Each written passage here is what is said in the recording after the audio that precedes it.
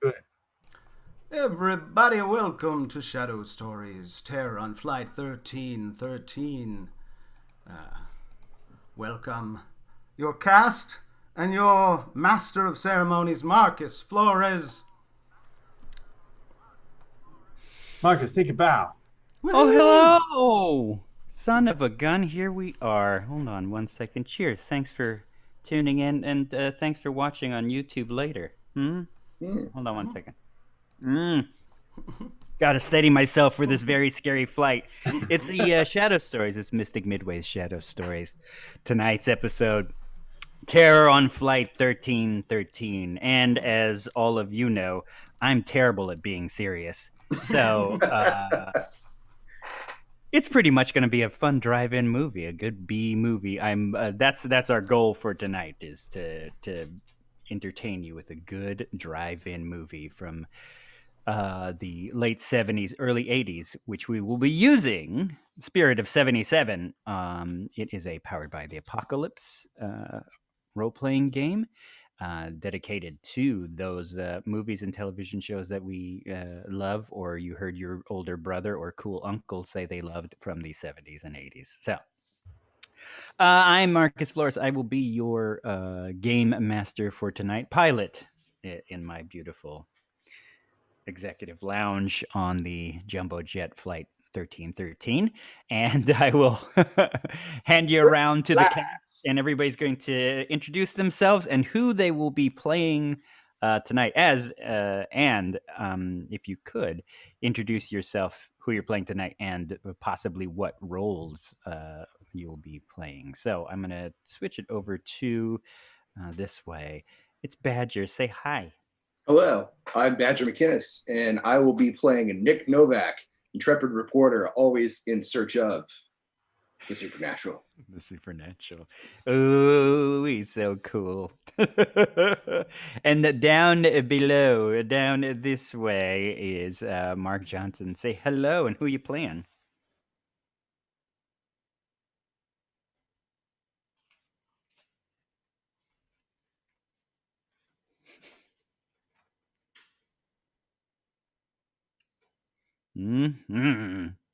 Bolt Devers. Exciting. He's the unknown stuntman that made Eastwood such a star. And on to this section from far in the future, probably 1981, is Devin Nelson. Say hello. Hi, I'm Devin. I'm going to be playing Xander Kizui, the priest of Korg, a holy man with a synthesizer. That's how you say his last name. I was like, how is Devin say? Is it Kaza? What is it? It means strange in Japanese, and it also sounds like keys. Oh, that's cool. Very, very nice. And last but not least, it is our friend. I'm going to point this way. Alexei, say hello. Hi, I'm Alexei. I'm going to be playing a sinister aging hippie known only as The Connection. No. He has a big, hey man, for everybody here. I like it's a little Janice there too from the Muppets. Hair adjacent. Yes. Yeah.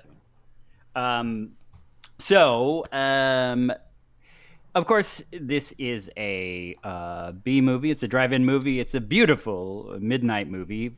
Terror on Flight 1313 is a movie that didn't quite make it to DVD. We're hoping one day we're gonna land that deal. Shout Factory is gonna see it, and we're gonna get it on DVD or Blu-ray. But for now, you can find it in the dollar VHS section of Amoeba. And but Flight 1313 takes place in this weird mix of, it could be very late 70s, it could be very early 80s. We're just going to play around with it and see what we like from all of those. And I guess we're going to get right on in it. So here we go. So we start with all of you boarding a plane. It's boarding a plane out of Heathrow, so just out of London. Say it's about 6 p.m. and you're all flying either back to the States or to the States. Some are probably vacationing to the States, and it's very it's like Love Boat Traveler montage. There's music playing. It's somewhat uplifting, a little ominous. There's flight attendants, stewardesses greeting you on your way in, and so I'm going to say, everybody, give me a montage. We'll go around, and I'll point to you. What the camera sees without sound. It's just with the music playing as the credits for Terror on flight 1313 comes up. So the connection. What do we see as you're getting on the plane? The connection shuffles down. He is kind of like long, stringy hair, more salt than pepper, long mustache, big glasses, a paisley headband, buckskin jacket over a very, very bright tie-dye shirt, suede pants, bell-bottom flares. But he doesn't move so fast anymore. The connection. He shuffles a little bit. He's traveling real light, but he does have a very nice briefcase in one hand, and he makes it to the front. There's this is the 70s, so it's not like they have any of those newfangled X-ray machines or anything. He just shows a passport. Not even air marshals yet. Yeah. What are those? No, he shows a passport. He shows it's the Dutch passport with a photo that looks, vaguely like him. And the stewardess looks at it briefly, and just closes it and hands it back to him, and wishes him well. And he totters into the long. Or do we actually just like walk down the tarmac to the plane these days? No, I will say, because this is a big old jumbo jet, the old school 747. So you're getting loaded on thing. So yeah, you kind of flash of the peace sign. Yeah, exactly. He's like, peace, lady. And it just goes past them, and they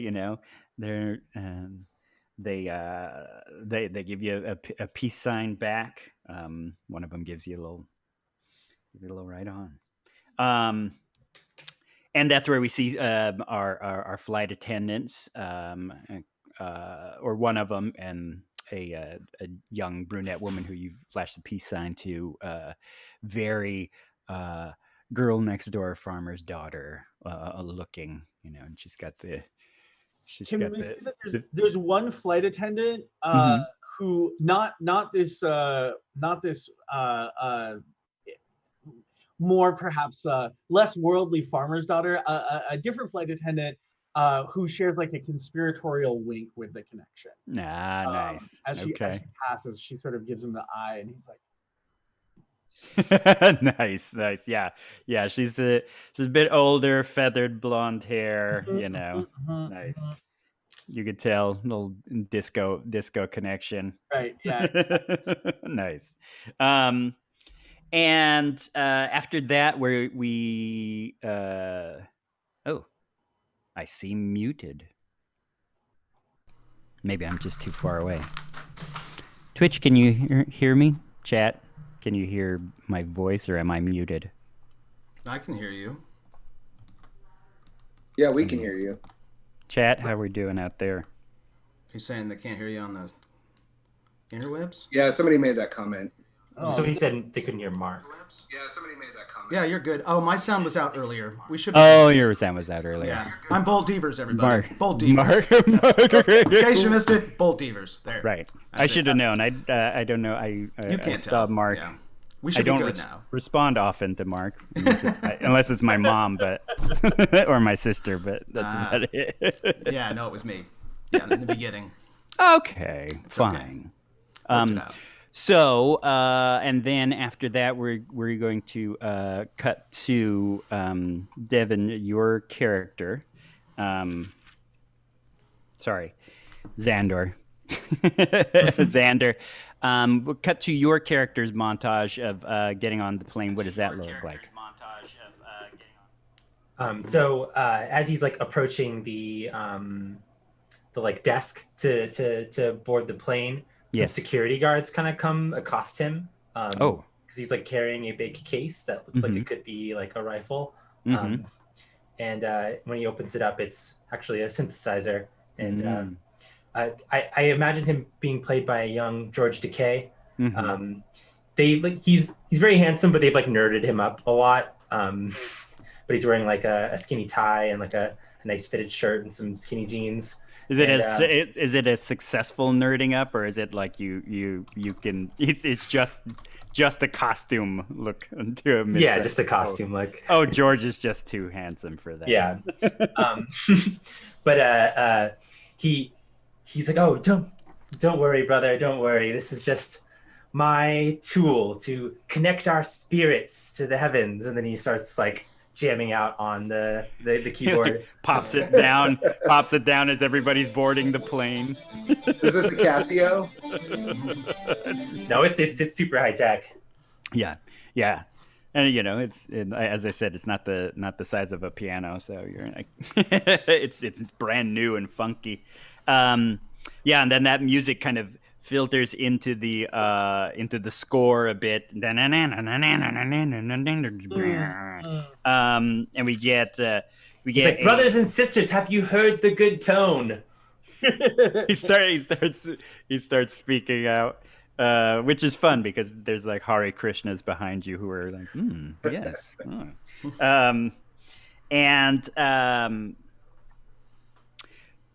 After that, we show a family coming on. There is probably say a 15-year-old daughter and a 10-year-old son, man and wife.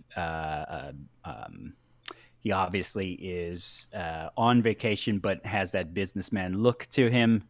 And they're loading up. The kids are kind of sitting down.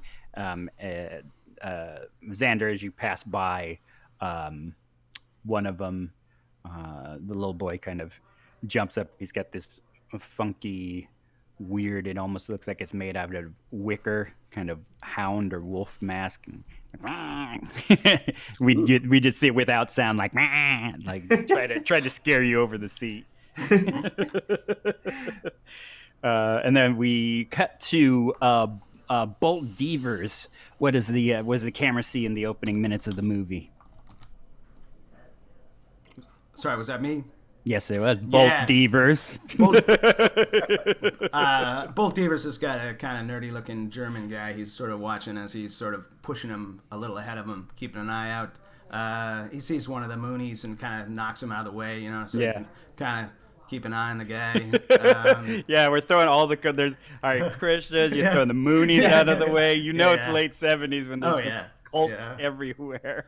You know, he nods to some of the the pilot as he's kind of coming in, kind of makes a connection with him. You know, he's done some stunt piloting in his life, so feels a little bit of a connection with all these people. Kind of just looks kind of cool and sort of rolls in there and makes sure that his package is getting through. And right, you kind of look at the big window and there's this big kind of canvas covered cage Nice. getting Yeah, loaded yes. onto the back of the jumbo jet, and Yeah. we see like a few of the attendants like talking to one another, and one of them tries to peek under and jumps back like Right. whoa. Exactly. And the other one's laughing, and they're pushing the cart forward or the cage forward onto the bottom of the plane.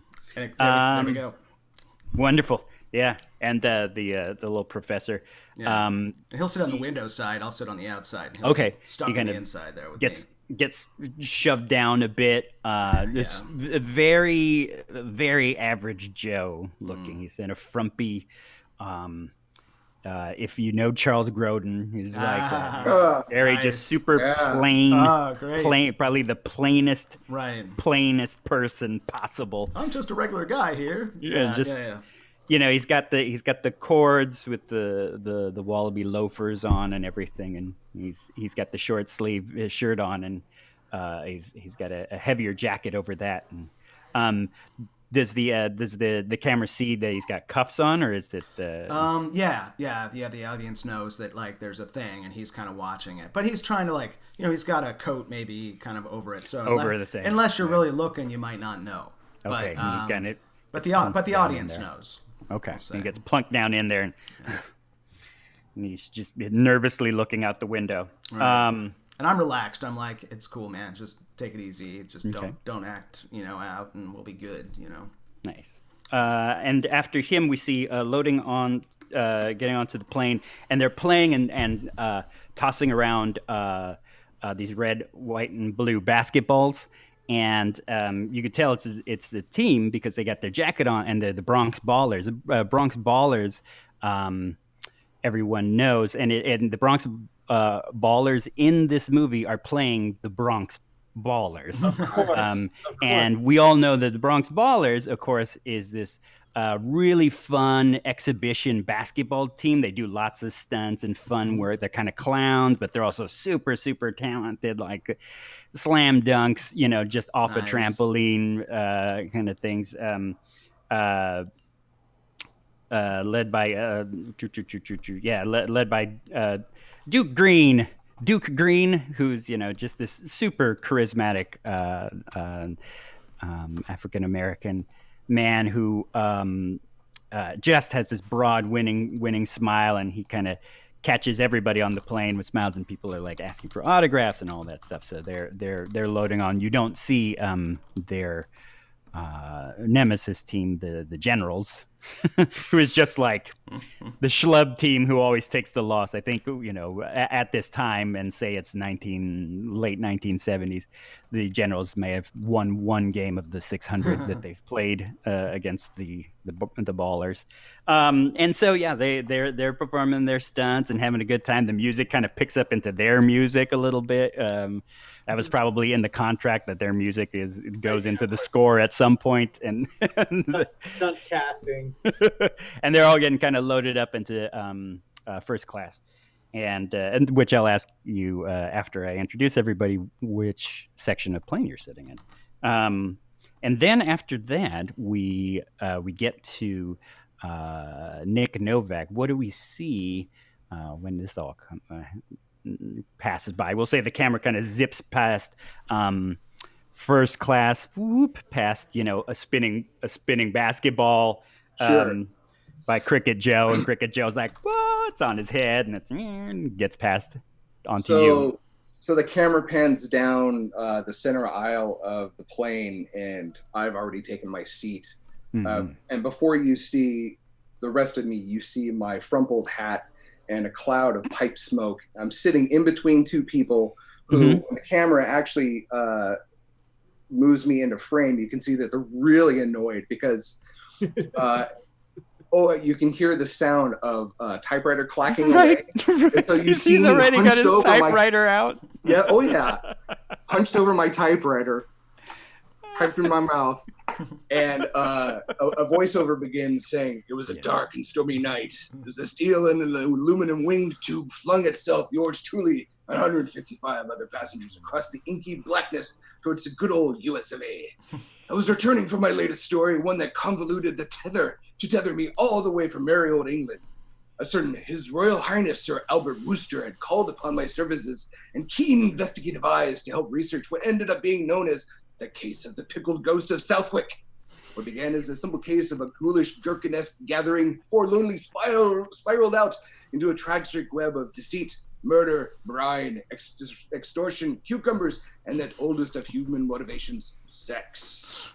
But now, with that case added to the towering stack of the clothes pile, I can finally catch some shut-eye before we arrive in the City of Angels. Clack, clack, clack, clack, clack.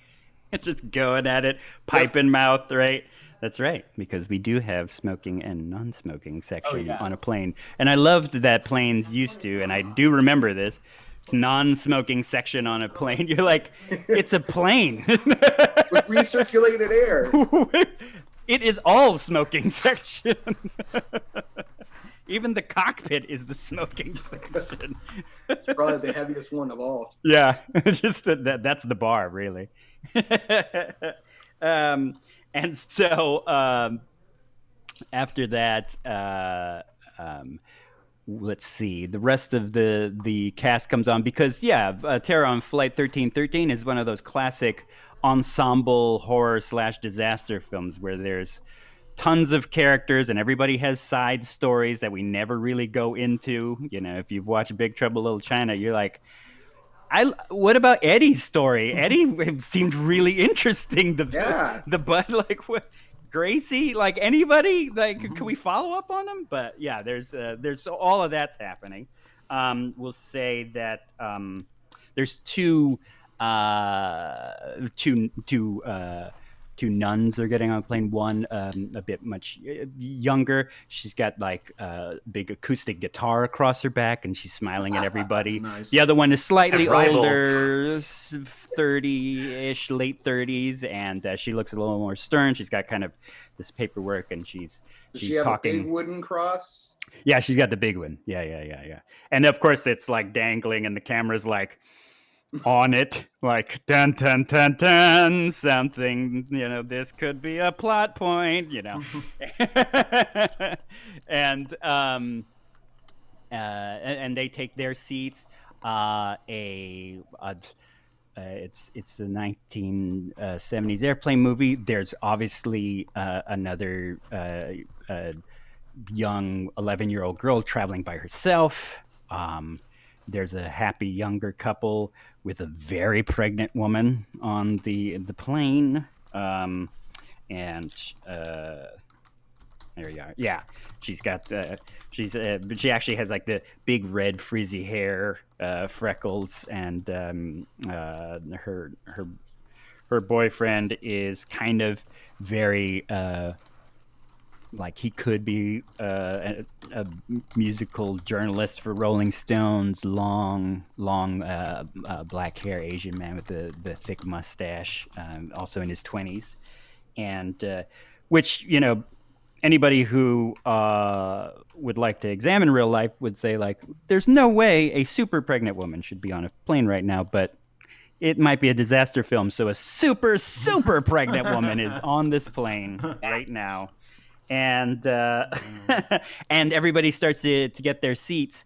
And so let me ask you all, and I'll go around now. I'll start with Nick Novak. What section are you sitting in? Are you first class or coach or business? Oh, definitely coach. Okay. Yeah. They're not going to let my frumpled white suit and pork right, pie the old hat. crumpled seersucker. They're like, no, the editor didn't shell out Carrying- for that. Carrying two big typewriter cases and my luggage. No. With tape recorders strapped around my neck. Yeah, it's just as it takes off, you just hear this clung above you. Potentially death machines that could come flying out of there. I hope you secure those well. Bolt Devers. Yes. What section of plane are you in? Are you I in will be business first or coach? It depends how good my client is. But I think I'm probably going coach, smoking section. Of course. So I can smoke my cigar later. Yeah, your cheroot. Yeah, I gotta wait till we make it up into the air safely, and then I'm gonna have a celebratory survival cigar. Nice, like every job well done. Yeah, we made it. Didn't crash yet. That's good. Xander, I'm sorry, Xander. Is it Professor, Doctor, or is it just Xander? Depends who you're talking to. Some might call him Father Kizui. Oh, that's right. Yeah. Father. But he's like a cool father. He's like 30 something. Right. Yeah. Dashing. He is dashing. Well, he's George Takei. Oh, dashing. Father Xander, where you seated? Business. Nice. Okay. This is a business expense, because I went to England. I picked up this very special synthesizer. It is for my institution. I have a small but steady church in LA. Oh, right. Yeah, you went to Synth World in Sheffield. Yes. Synth World in Sheffield, the collection of synth enthusiasts. And I have 2 seats. My synthesizer is taking up its own seat because I didn't trust having such an important relic, such a holy relic, checked into the luggage compartment. Yeah, you're looking at the in-flight magazines. The camera tilts up. Next to you is just this synthesizer in a seat. Is the synthesizer window or aisle? I imagine that I'm aisle, and then it's in like the middle. Or does business only have 2? Shoot, I forgot the layout of a jumbo jet. Yes, I will say 2. There's probably just some poor person at the window. It's just like just jammed in there, like that look of. Okay. All right. So you're in biz and connection. Where are you at? I think I'm probably in coach. Okay. That's the cheaper. Those are the cheaper seats, right? Oh yeah. Yeah, definitely. Yeah. Wherever I'm not going to attract a lot of attention. Okay, cool. That said, as the connection is walking down the aisle, he's eagle-eyed on the other passengers, and he's just like, somebody needs my dope, and I just got to figure out who. So okay. Somebody needs my dope, and I gotta figure out who. Well, yeah. I mean, it's, and I looked it up. A jumbo jet 747 can get 366 passengers. This flight is it a full flight? Is almost full. Okay. It's almost full. There are some seats, but not many. But yes, it is, and it is the full Airbus style. It's got you can see from coach the spiral staircase that goes up to the first class lounge, but there is a lounge that surrounds the spiral staircase meant for business and coach. Just upstairs is, of course, much nicer and has a piano and a bartender. Spiral staircases on airplanes is just the fact that humanity ever managed that is a testament. It was pretty great.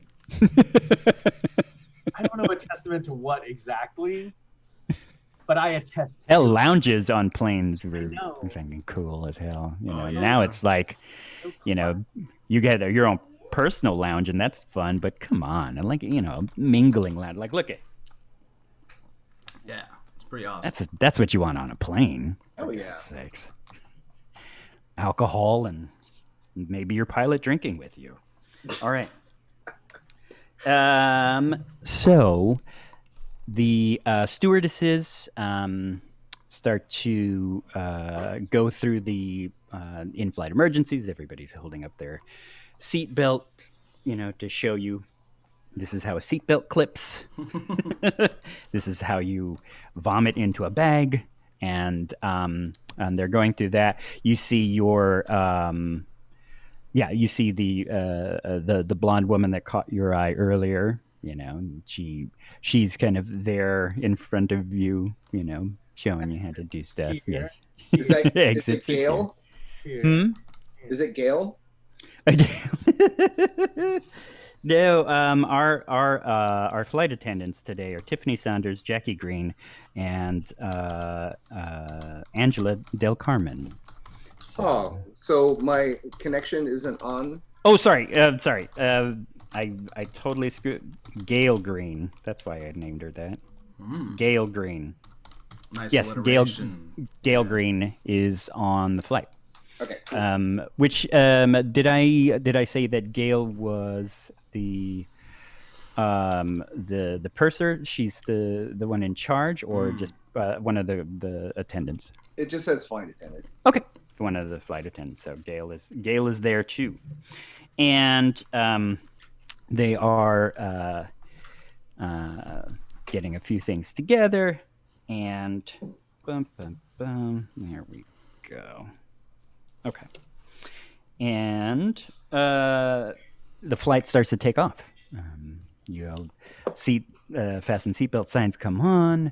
You hear the voice of, hello, this is Captain Alexander O'Neill here, and we're going to be taking off very soon. You hear a clink of glasses in the background of the cockpit. Mixed with my typing. A clink of glassware coming from the cockpit, and Captain says, Captain O'Neill here, and we'll be taking off soon, and I'm going to be turning on your fasten seatbelt signs. It will get you up in the air. Looks to me that the flight will be about 11 hours, 50 minutes, and we'll be cruising along. Our in-flight movie, here's a good one. Miss Sally Field is in it. And you're in comfortable hands with our attendants. And my microphone is on. Sorry about that. No, don't worry about it. Don't worry about it. This highball is delicious. Yeah, and as he says, this highball is delicious. Huh, boys? This is fantastic. And you hear them clinking around in the cockpit. And then we cut to a scene of, just very B-roll stock footage of a plane taking off. A model? Is it a model? Yeah, it's a model taking off. Because somewhere one of the producers who was just high out of his mind was like, there's this movie, it's called Star Wars. You gotta, look, forget the B-roll footage. We just need we need a flight, a model of a plane taking off. And they're like, Sid, we've got a B-roll footage of just chop it in there. Like, no.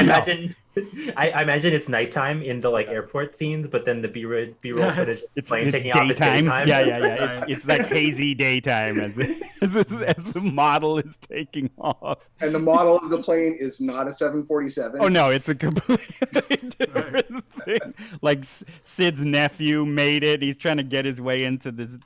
Hopefully, the sequel. Crossing his fingers, the sequel. This movie's gonna be great. Right. And that Star Wars movie's it. And it takes off. It's a slightly bumpy takeoff, and then it smooths itself out. And you hear Captain O'Neill go, "Oh, I'm sorry for a little bit of bumpiness to start off with, but here we go. Oh yeah, smooth as silk, huh, fellas?" And you hear more glassware clinking in the background of the cockpit. Nice. Break out my cigar. Right, yeah, it starts to level off. Boom! Fasten seatbelt sign goes off. Your cigar gets busted out. And so a lot of this is very filler in the movie as we're kind of getting set into the mood. So what we're doing now is I'm going to go around and we're gonna talk about flashback scenes of what you were doing in the UK. So let's go, since you said you busted out your celebratory cigar. Yes. As the flight starts to level off. Bolt Devers, we get that flashback, maybe somebody's, the professor is staring out the window, or you're kind of just lighting the cigar, and it's a tight focus on the ash, as it lights up and pulls out. And what do we see as your flashback of what were you doing in the UK? He got a job working stunts on a Sean Connery spin-off, an 007 kind of spin-off thing that he was going to do You know, because I don't think he was Connery anymore. I don't think he was Bond anymore pretty soon. So anyway, he did a little bit with that, and they had like a trained tiger kind of as part of the scene, you know, that he's supposed to fight. But you see him kind of looking with sympathy at the tiger and just thinking of the cruelty that was, you know, set upon this creature. And so he took a lot of the money he had kind of earned to bring it back. And it was convenient because he already had a job to bring back this other guy who is wanted, a scientist who's wanted for something. I don't know what it's about exactly, but I'm just supposed to bring him home. So the last thing you see is sort of the back of the head of what looks to be Sean Connery as he hands him a box of cigars that he gives him It's like to take home. it's like an actor that It's they a- just yeah, were it's like. not him. Yeah, yeah. They're just like, it It's a looks fake like Sean Sean Connery. Connery. We couldn't get Sean Connery, but you know, Right. we got this guy that Right. Miss impersonates Moneypenny got this Connery. for you. Yeah, he just he's speaking over his shoulders as Yes. he's handing you the Yes. cigars, and it's so like, Right. that's a great shot, you deadbolt. I'm just glad nobody got hurt. Well, thanks to you, nobody did. Are you Mm-hmm. taking home the tiger? You're taking home Farah. Yes. Well, Farah's, you know, we've grown sweet upon each other. You know, I think Jamie will be jealous. But I'm looking forward to bringing her back. I just, you know, hope she doesn't get too nervous on that airplane. Well, she's quite doped up. Speaking of doped up, do you want any of this bolt? Oh, yes, I'll take some for the road. Right, and he's, you know, and he doesn't even turn. He's just got this, you know, this suggestive box of things, and you know, we cut to, Yes. you know, it just, yeah, that's how we know it's Sean Connery. Besides the terrible accent Right. that I do, is the actor's chair with Connery across the back of it. Exactly. Exactly. And there's a cornucopia paraphernalia just all laid out on the table there. Yeah, Yes, yeah, in the green nice. room. Yes. Okay, perfect. And it kind of comes back to you as you kind of had lit up your cigar, and it pulls back from the ash on your cigar, and Professor Otto Krankheimer kind of adjusts himself, and he says, "Can I go to the bathroom?" He looks at him to see if he's like been shaking a knee for a while, if it's like actually legit. You know, He is nervous. I mean, but it's more that he's been kind of twitching around and a little nervous. Yeah, I say you're gonna have to wait. The light's still on there, you know. So once and I'll come with you. So when he's ready to go, when the light turns off for the seatbelts, then he'll walk back there and escort him if he needs to. Jeez, where am I gonna go? We're on this plane. We're almost 35,000 feet here. I'm just gonna go to the bathroom. Yeah, I'll walk you there. We gotta wait though. Are people allowed to get up and walk yet? Are we like kind of moving about Yeah. the cabin? All right. Mm-hmm. Then I'll bring him to the back and I'll kind of walk him, escort him to the bathroom and let him go. Okay. Yeah. And he kind of nervously shuffles around. And he's right. like, "Can I at least get these off?" Like the bathroom door's half open. He's like, "Can I get these off?" No. And then I close the door. And the door clunks on him. Okay. Come on, The door he can- he can clunks go on with him. that. We get those Right. on. And then with that, we kind of zip a little bit to business class because we see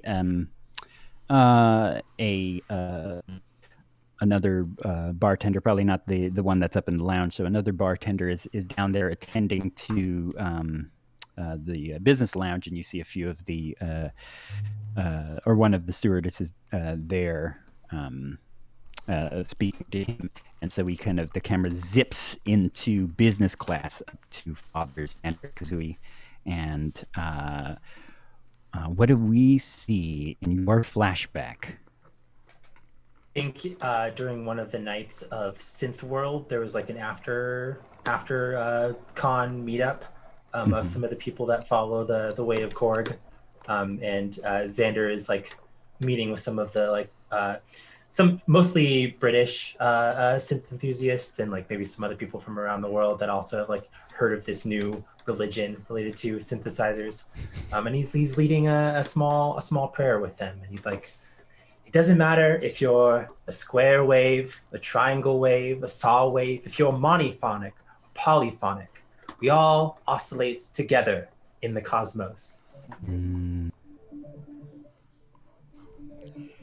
The music starts up.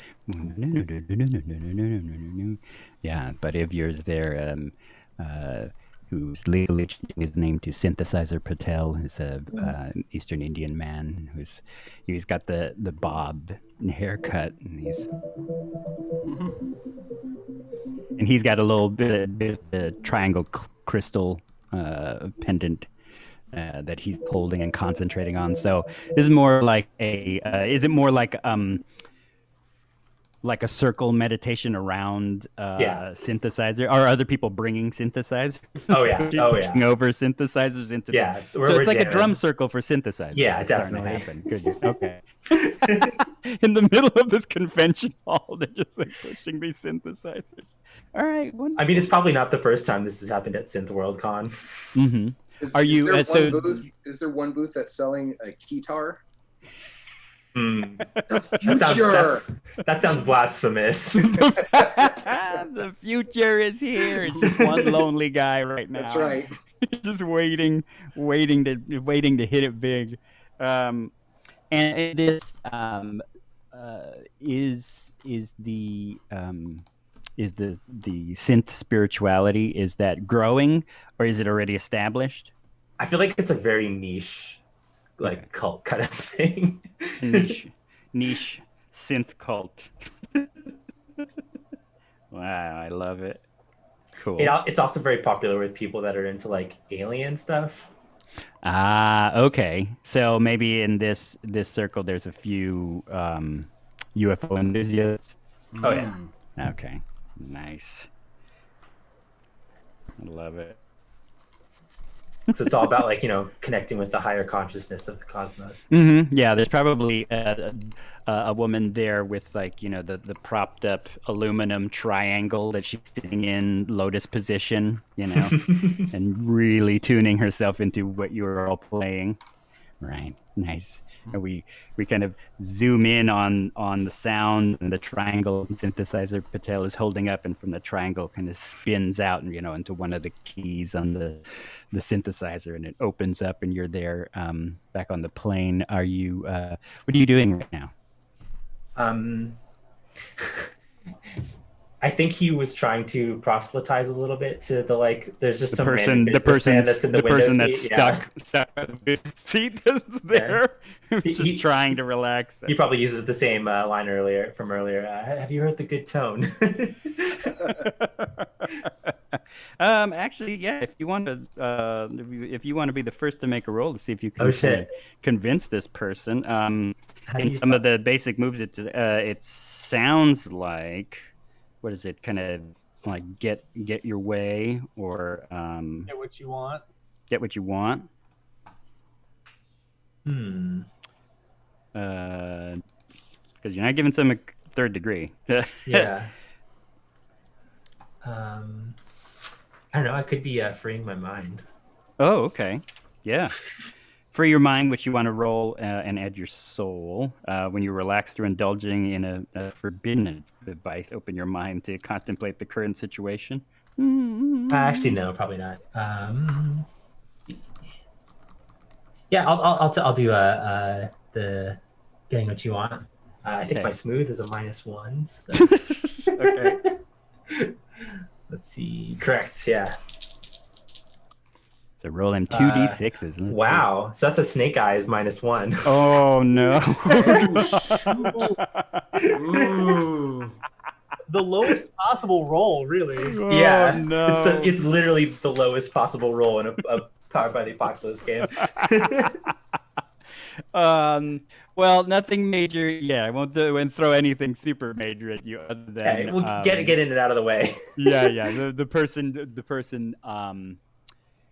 He gets up to go get a drink, and he kind of beelines for business and coach class lounge, and you see him hold up 2, please, and we think it's going to be for you, but he drinks both drinks. Can we like could we pan to something sinister here? I mean, like, given that like there's been given that something's failed, is there something that we can see that's sort of the like I little, like- would soon, because I do have Really? a little okay. a little device I'm going to use after we do our flashbacks to, because in this adventure there are a lot of different possibilities of what supernatural thing could be happening. So my I've got about 6 different ideas. So you're all going to help me decide what's going to be the thing. Ooh, fun. The cabin in the woods type adventure. Oh, So we are in a cabin. yes, the pressurized cabin in the woods, Cabin in the clouds. And you go jumping up, or he goes jumping up to go get his drinks, and gosh,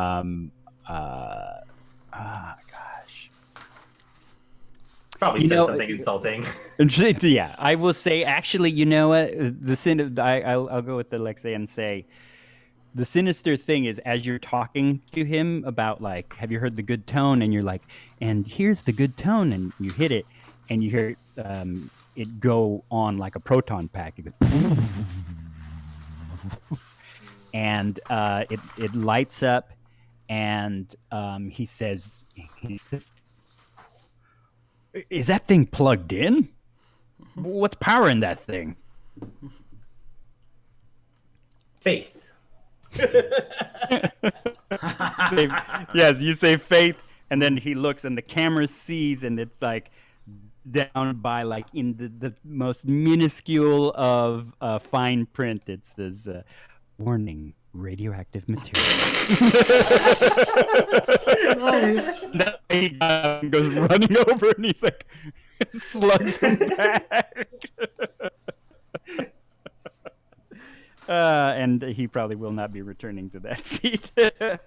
Yeah, he's like talking to one of the stewardesses to try to get his seat switched.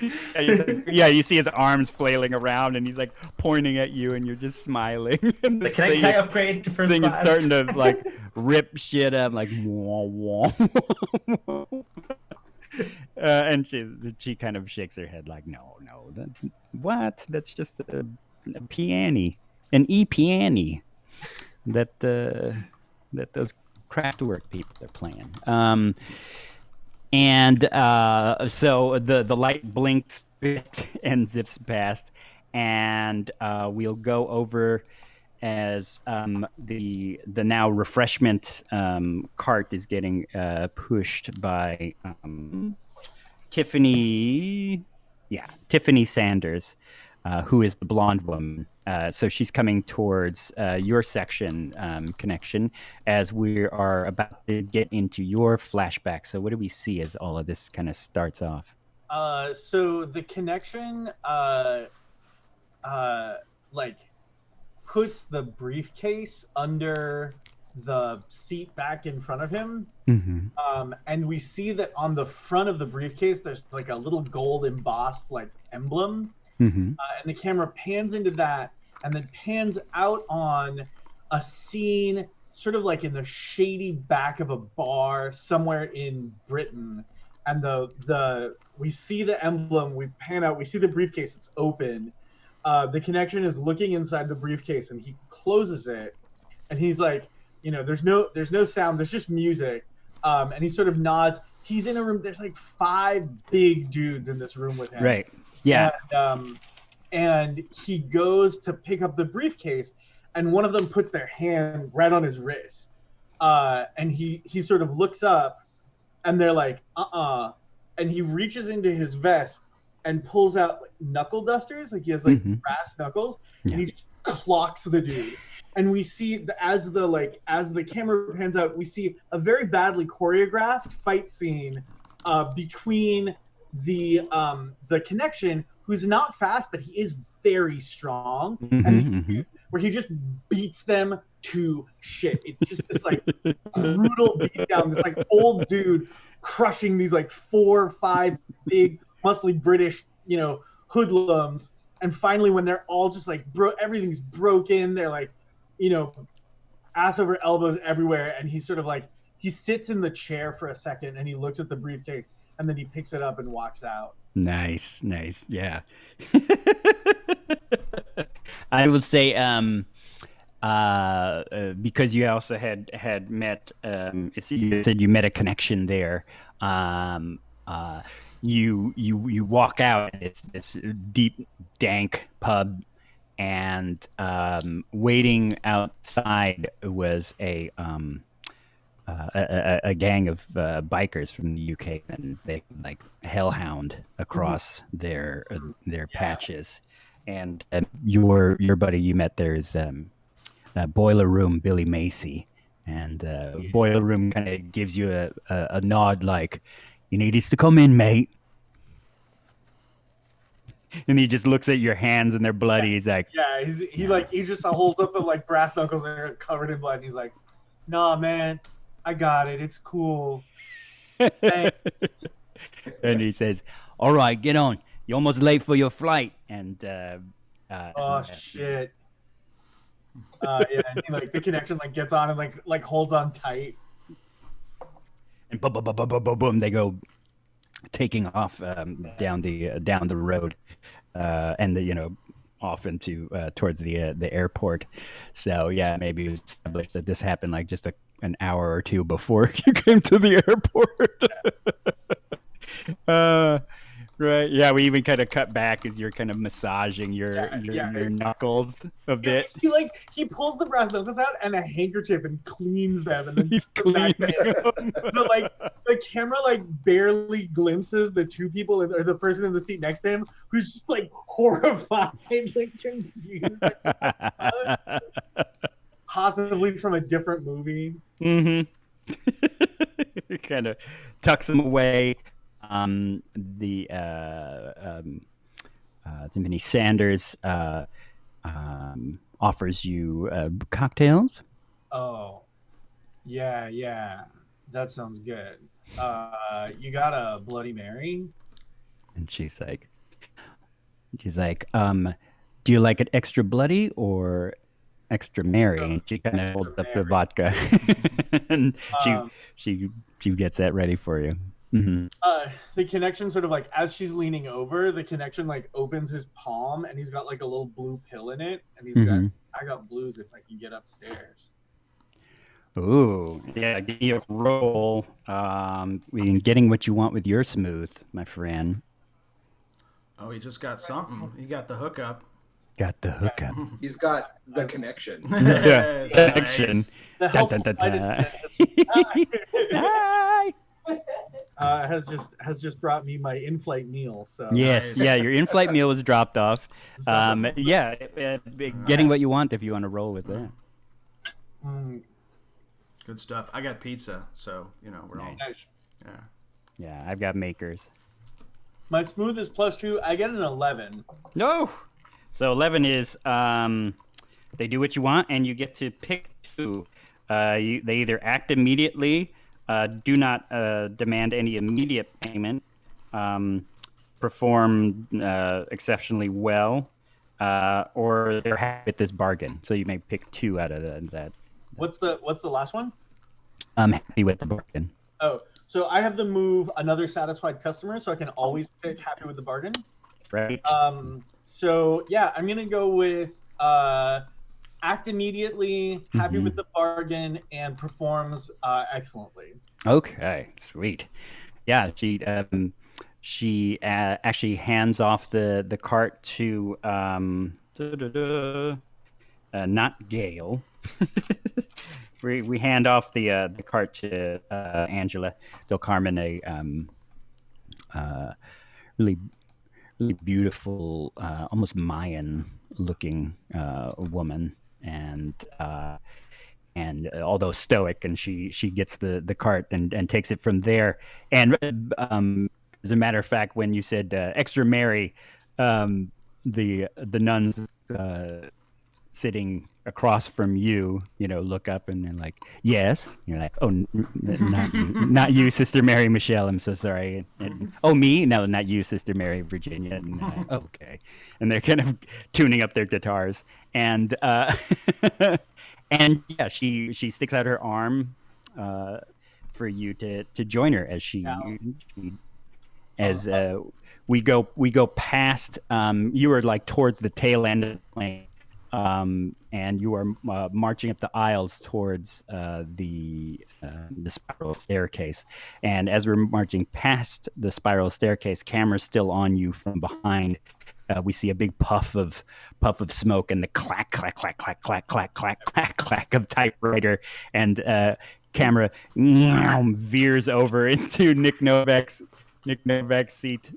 The unhappy people next to you. And the camera fades to a scene in beautiful English countryside at night, with a large stone warehouse that's lit here and there. And there are two men that are approaching a door. One of them is Mr. Novak, and the other is a thin, tall gentleman with slick back hair, wearing a evening jacket and ascot, and the conversation picks up in the middle with the tall gentleman saying, "I don't understand, Mr. Novak. How could you tell if Mr. Smythewattle drowned if his head had been torn off?" And I say, "Well, so Wooster, the funny thing about murder happened in all shapes and sizes." And then he looks down in front of the grass in front of the door. "Look, the trail. It's in here. You must come." And he opens the door, and inside we see this large pickle manufacturing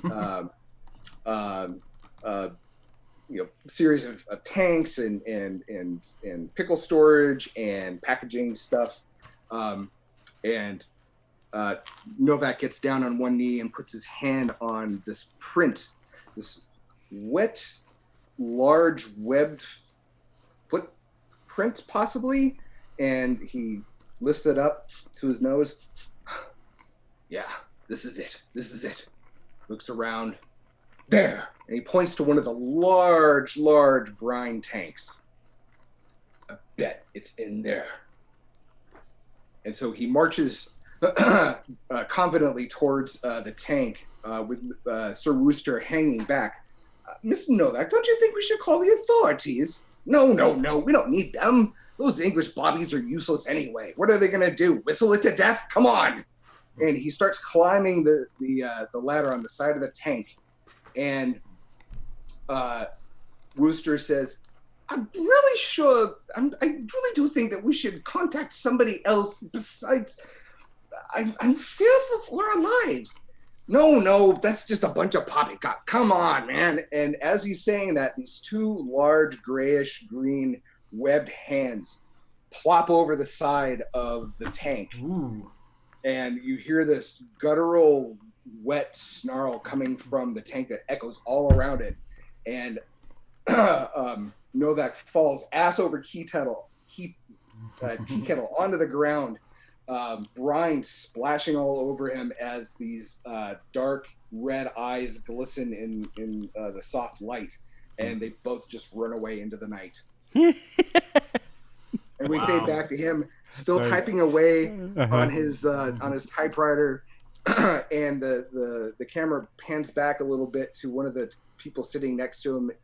We'll say one of the Bronx Ballers. Oh, okay. He waves over one of the flight attendants, not Gail, and he whispers to her, "Ma'am, do you think you could move me anywhere else away from this guy? He smells really weird." Right. Yeah, you still have the scent of being drenched in brine and ectoplasm. It's not going away. Right. Nice. I'm gonna say that.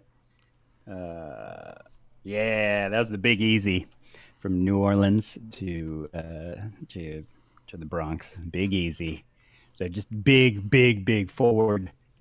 Who actually is kind of intimidated because it's like, well, I can't explain what is happening to this. But I'm gonna say, yeah, he doesn't get moved. Poor guy. Right. Okay.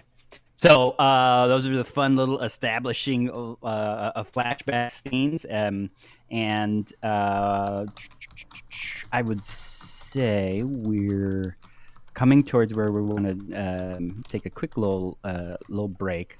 So what I'm going to ask from all of you is, as we're kind of mingling on plane, Professor Otto Krankheimer comes, of course, out of the restroom, or maybe he's not out of the restroom yet. We'll see. Could everybody give me a 2d6 roll and tell me what you rolled? I got a 12. I got a 6. Every roll I've done has been a 6. Yeah.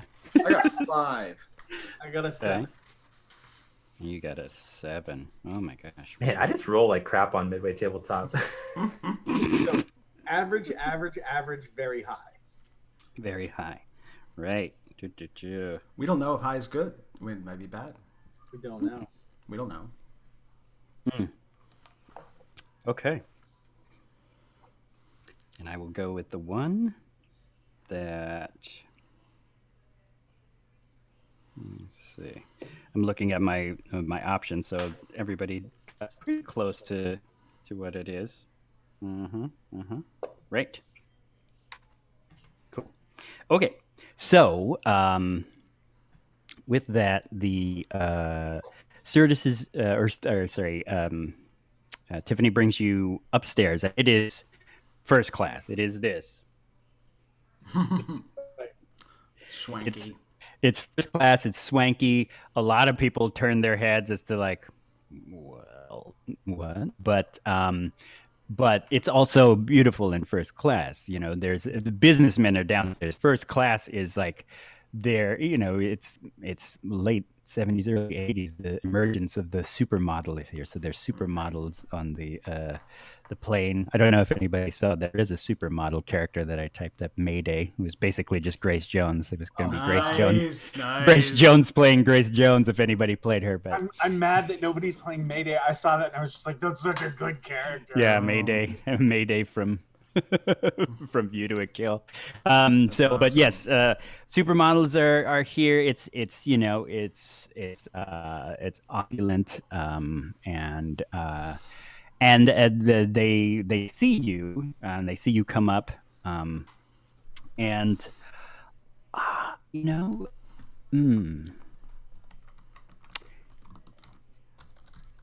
well, no, you're welcome here. I would say you're welcomed here for now because you haven't made any rolls to say get out of here. And but Gail, your friend Nick Novak, Gail is here. Gail Green, and she's kind of the one in charge of first class. And Tiffany gives her a nod, and Gail looks a little bewildered, like, "No, okay, well, come on up and sit down." And she's like, Hey. did you need anything?" Oh no, I was wondering if maybe you needed something. And she's like, I think I'm okay. You give me a scope out the scene. What is that? Roll plus brains? Yes, roll plus your brains. My brains are pretty good. +1. Nice. But I got a 7. Oh, seven's a it's a hit. It's not a miss. Yeah. No, it's not a miss. Thanks, So with that, you may ask me one of the questions on the scope out the scene, and I'll list them for you. It is it's what's the fastest escape route out of here? You probably don't need that. Is there anything hidden here? Who's in charge around here? Who's the toughest person in this room? Who's the most vulnerable person in the room? And who knows more than what they're letting on? Well, the connection is fundamentally a bad person. Okay. So his question is, who's the most vulnerable person in this room? Right. Yeah. Well, for you that you'd like, I would Specifically, say who's the most vulnerable person to me? to who's you. Yeah. Who's the person who's most likely to be able to buy the drugs that I have? Well, there is. I would say there's probably like not an aging movie star, but there's a movie star whose star is fading, and they're you could tell they're kind of sitting around a group of people who were kind of consoling and saying like, look, the location wasn't right. Connery got the part, you didn't, and but we're gonna come back to LA stronger. We're gonna hit the things that like is probably press agent and all them speaking him up, and they're just a little down. Probably could use a pick me up or even an escape from all this business here.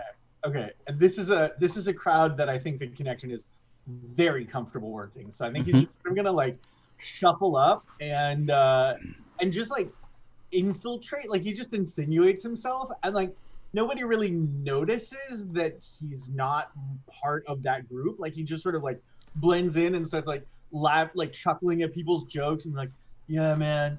Yeah, you just got to get your feet under you. You're going to be great, man. You're going to be great. Just like totally just, like smooth. He's not making any moves right now, but he's just smoothing his way in. Nice. What's the name of this movie star? Let us see.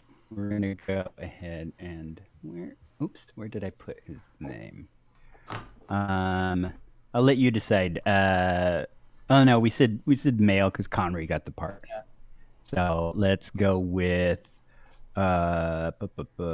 Emmanuel Bassett. Oh, Emmanuel Bassett. Got it. Okay.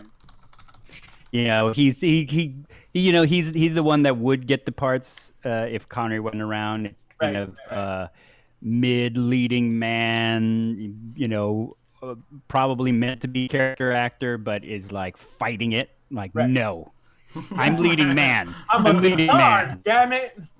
I'm leading man. Damn it. Perfect. And he's there. Big paisley open shirt, giant moon collar. And much like this. Yeah.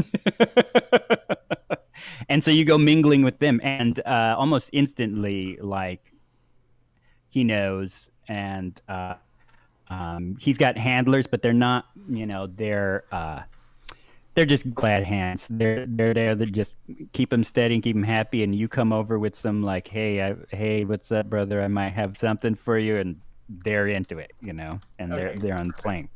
Perfect.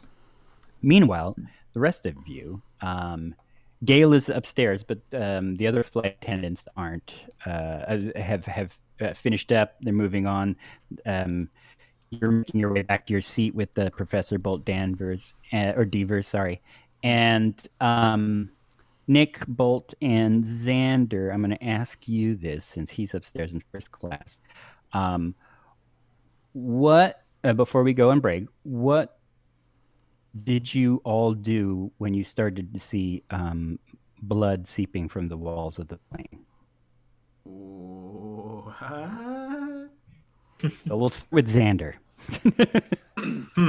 You just see blood start to drip a bit. It's probably by now, like we've done our refreshments and whatnot. So we kind of fast forward a little bit to where the lights are down, a movie is playing, and so it's only a few of you are even spotting this weird phenomenon. I think he looks at his drink curiously. Sitting by himself with his synthesizer. Yeah. And then I think he's gonna kind of wait it out and just kind of see what happens. Okay. He trusts in the fabric of the cosmos to keep him safe.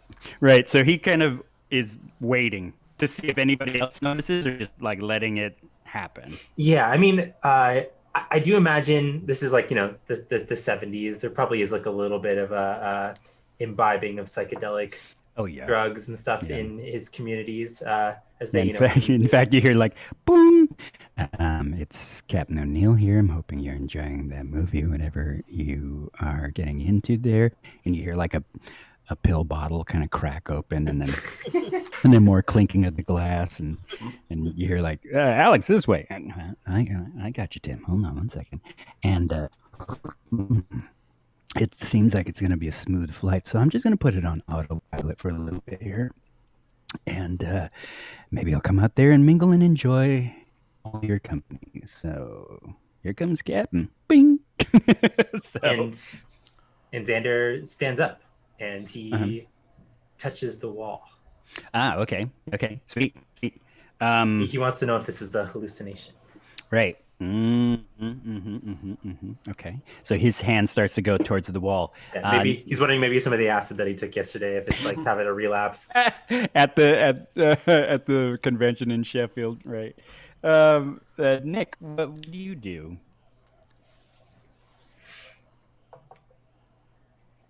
Nick is unsure.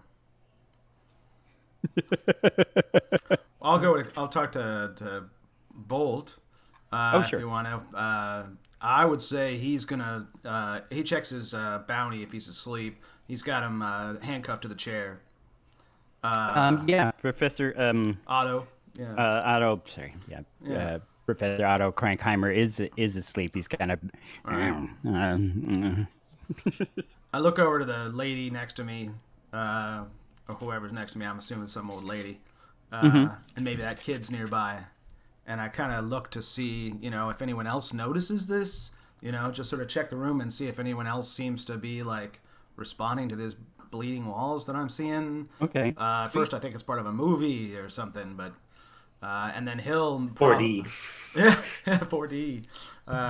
And he kind of gets himself up on the chair a little bit and kind of looks around, but not too obvious. All right, give me a. It's almost like a scope out the scene. I'll let your questions veer off of this sheet versus. All right. So just roll some brains. It's more like a quick perception to check around. I rolled a 2, and his brains are not great. So he just thinks it's part of the movie. It's like a reflection of it, and he'll just sit back down and watch the movie. Okay. I assume he doesn't even. Yeah, he just thinks he's dreaming or something. Slaps himself a few times. And then has orders some coffee from the stewardess. Nice. Yeah. So you look around, and no one else seems to be noticing any of this is happening. And the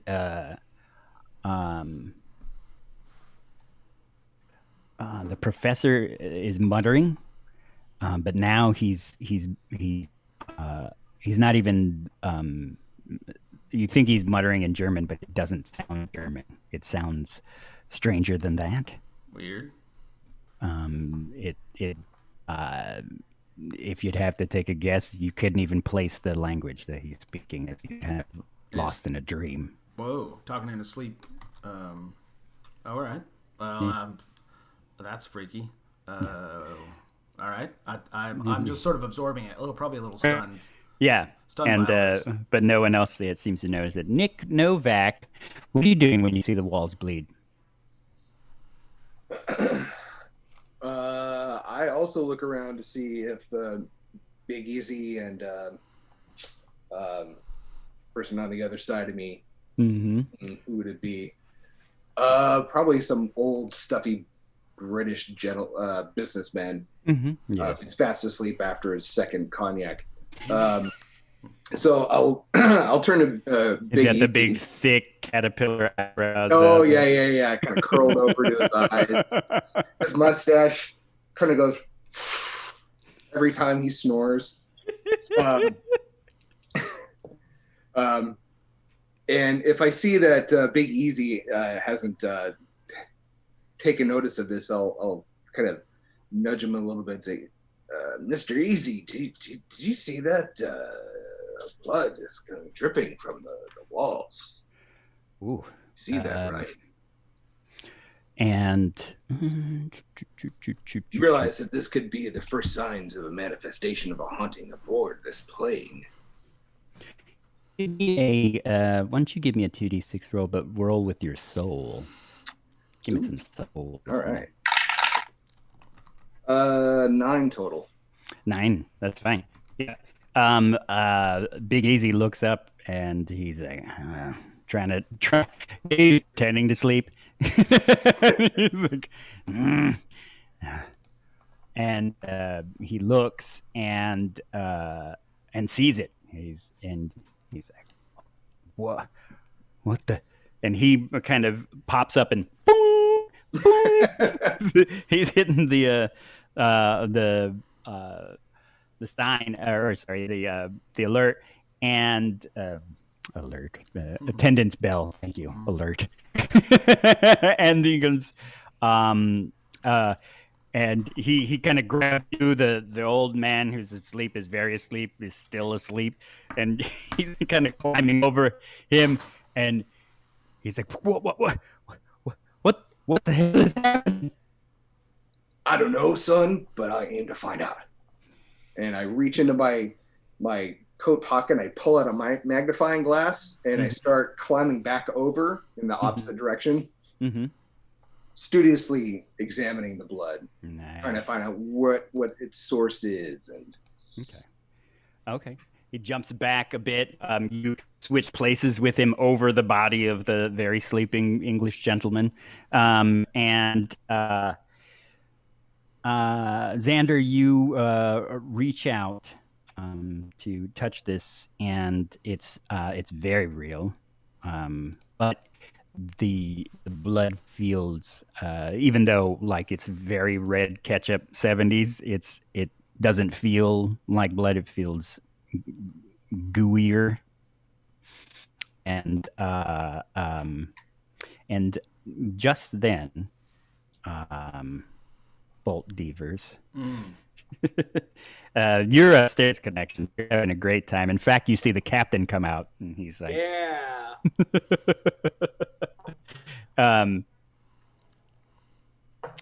Bolt Devers, you see on the screen of the plane, or sorry, the movie screen of the in-flight theater, Sally Field's face takes a very different look, and she looks old, more regal looking, and with this kind of jet black hair with this stark white streak against it. And she is looking at you. No, and everybody else is still like, checking out the movie, Right. And she's beckoning towards you, and she was saying, "You will join me." And you see fangs are in her mouth, and it's just, no, she doesn't have a Romanian accent, just British. She says, "You will join me, young man, and you will give your blood to the lady." Can I resist, or am I completely compelled? Roll with your soul. Roll with my soul. That's gonna be I think my soul is 5. Yeah. So you start walking towards the movie screen on the plane, and people are wondering why you're getting so close, and you hear or you feel a tap on your shoulder, and it's one of the flight attendants. It's Angela, and she says, "Are you okay?" And you wake up and you realize your body is pressed against the screen, embracing it. Embracing Sally Field, and she's just in some scene, Oh, sweet Jamie. Oh yeah. He kind of collects himself and says, "Oh, I'll go back to my seat." Okay. And you go and make your way back down. Connection, you're upstairs giving what's his name? We just named him. Emmanuel? Oh yeah, Emmanuel Bassett. Emmanuel Bassett? Yes. You and Emmanuel Bassett are talking, and the lights on the plane suddenly go out all over, and a rough shot of turbulence goes off as flashes of lightning are around. I need you to make me a hustle roll as you're thrown up into the lounge. Oh, my hustle is very bad. So okay. rolling at -1, Not bad. and I get a 6. Oh, okay, that is bad. So you get slammed a bit. I'm going to say there's no harm. You take 0 harm. It's possible to take 0 harm in this game. So you take 0 harm, but you get the wind knocked out of you, and on your might, remember to check off I think it's weakened or It is broke down. broke down. So if you'll roll anything with might until you kind of can get a breather or revive yourself, it's going to be a -1. Got it. Okay. So boom, you kind of get slammed back. The rest of you, the plane kind of shakes and rumbles a bit, and it suddenly takes that drop, where a plane will take that shitty, terrible drop. And it's boom, it's just dropping out of the sky. And I will say we'll go on break right there. And so we're on break. We'll say it's 8:38. Let's meet back. Let's give ourselves a little more than 10 minutes, and we get back here at 8:50. All right. Yeah. So we're on break, chat. Thank you very much for joining us. We're about to find out what's going on with Spooky Plane. The Soul Plane? No, Spooky Plane. And we'll see you in 10.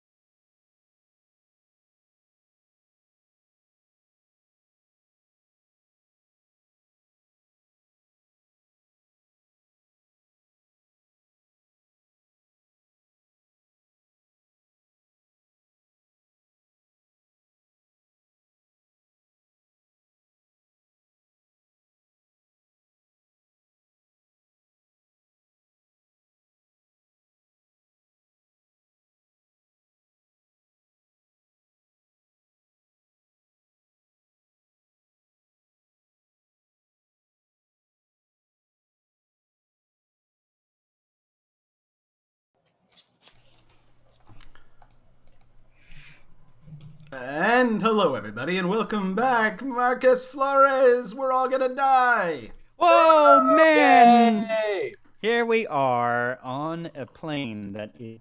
The wolves are bleeding. There is a strange, mysterious, fanged woman on our in-flight movie who now disappeared as she beckoned both divas forward. Suddenly, the lights have gone out. Almost the power has dropped, and the plane dropped out of the sky, bracing itself once again and taking a flight once more. So I guess I had made connection give me a hustle, but I think I should call for a hustle roll from everybody since everybody's up. Might. I know. Hustle is plus. Yeah, and hustle, and for those of you who may be watching or will watch in the future, is your agility. It's your Cool. your coordination, your body movement. Right. A fairly I got a coordinated 5. fella. 7. Ooh, I got a 13. Oh Wow. Whoa, the George Takei. He's very Oh dexterous. my. Oh my. I got a 5. Oh, cool. That's gonna be good. I can't wait. And Bolt 7. 7, right? Bolt, you just kind of fly back a bit and knock into a few people drinking into the business lounge, and but Nick, unfortunately. Remember how we were talking about those maybe poorly secured large typewriters in the overhead? Yep. They come flying out and ding you in the back of the head. You'll take 1 point of harm and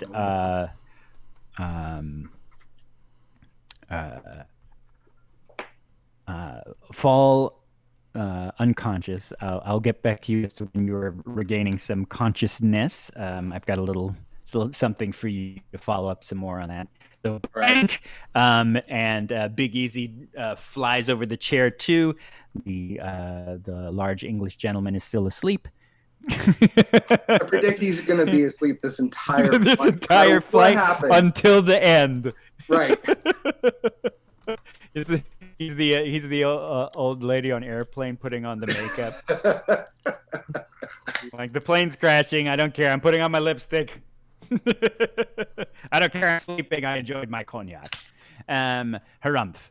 And so now that has dropped down, but suddenly the power comes back on. The plane rights itself up, bounding around the door a little bit. You see Captain Alex O'Neill dashing. You could tell very there's some gray in there, but it is hidden under jet black. Feathered, right? For men. Oh yeah. And he comes out and he's like, "Oh, big, thick, walrus Robert Goulet like mustache." And he says, "Oh, bit of a." He knocks on the cabin door. "Everything okay, fellas? Everything?" And they're like, door opens up, connection. You can see that they're there going, "Yeah, everything's good." Just a little bit, we're starting to get a bit over the sea, so it's flopping a little bit. And he says, "Well, I guess I'm gonna go downstairs and take a look at a few things," and starts to stride past you a bit. Everybody panics a little, but as soon as the flight comes back online, they calm down. In fact, you hear strumming of a guitar coming from the back of the plane. "We are only one people. We're only one world." You hear the Sister Mary Michelle and Sister Mary Virginia singing to calm down the crew, and you in fact probably hear somebody with a tambourine from somewhere who had a tambourine and started playing. And so, what are you all doing now? The walls are not bleeding. Oh, Marcus, do we have the terminally ill sick child on board as well? That's why she's flying by herself. Yeah. Oh, okay. Yeah. She's the terminally sick child who went to go visit grandma by herself and is getting flown back to her parents, who are, I'm sure, waiting for her in Los Angeles. That is Mindy, the terminally sick child. As a matter of fact, we look over and we see the beautiful, very pregnant wife and the cool kind of rocker journalist husband was like, "How's the baby, honey?" And she's like, "Oh, don't worry, honey. It's gonna take more than that for this baby to come out. I mean, I'm overdue by 3 weeks." The camera pulls a little bit. And Nick, you start to wake up. Your head's bleeding. You feel Big Easy over you, and Dale has come down, and you hear like it's kind of foggy in your head. You're like, Nick, Mr. Novak, trying to wake you up, but you hear your typewriter next to you hacking away.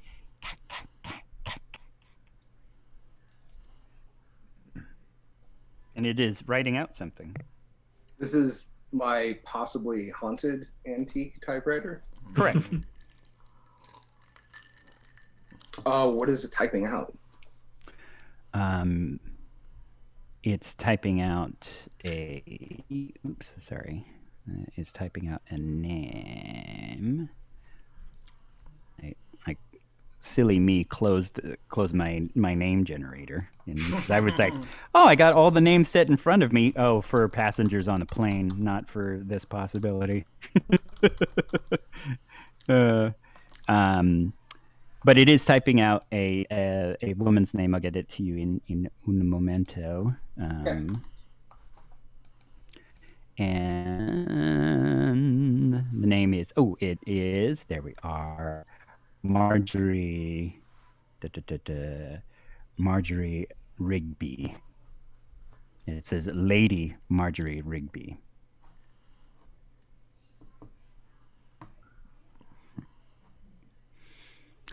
And but nobody else hears it.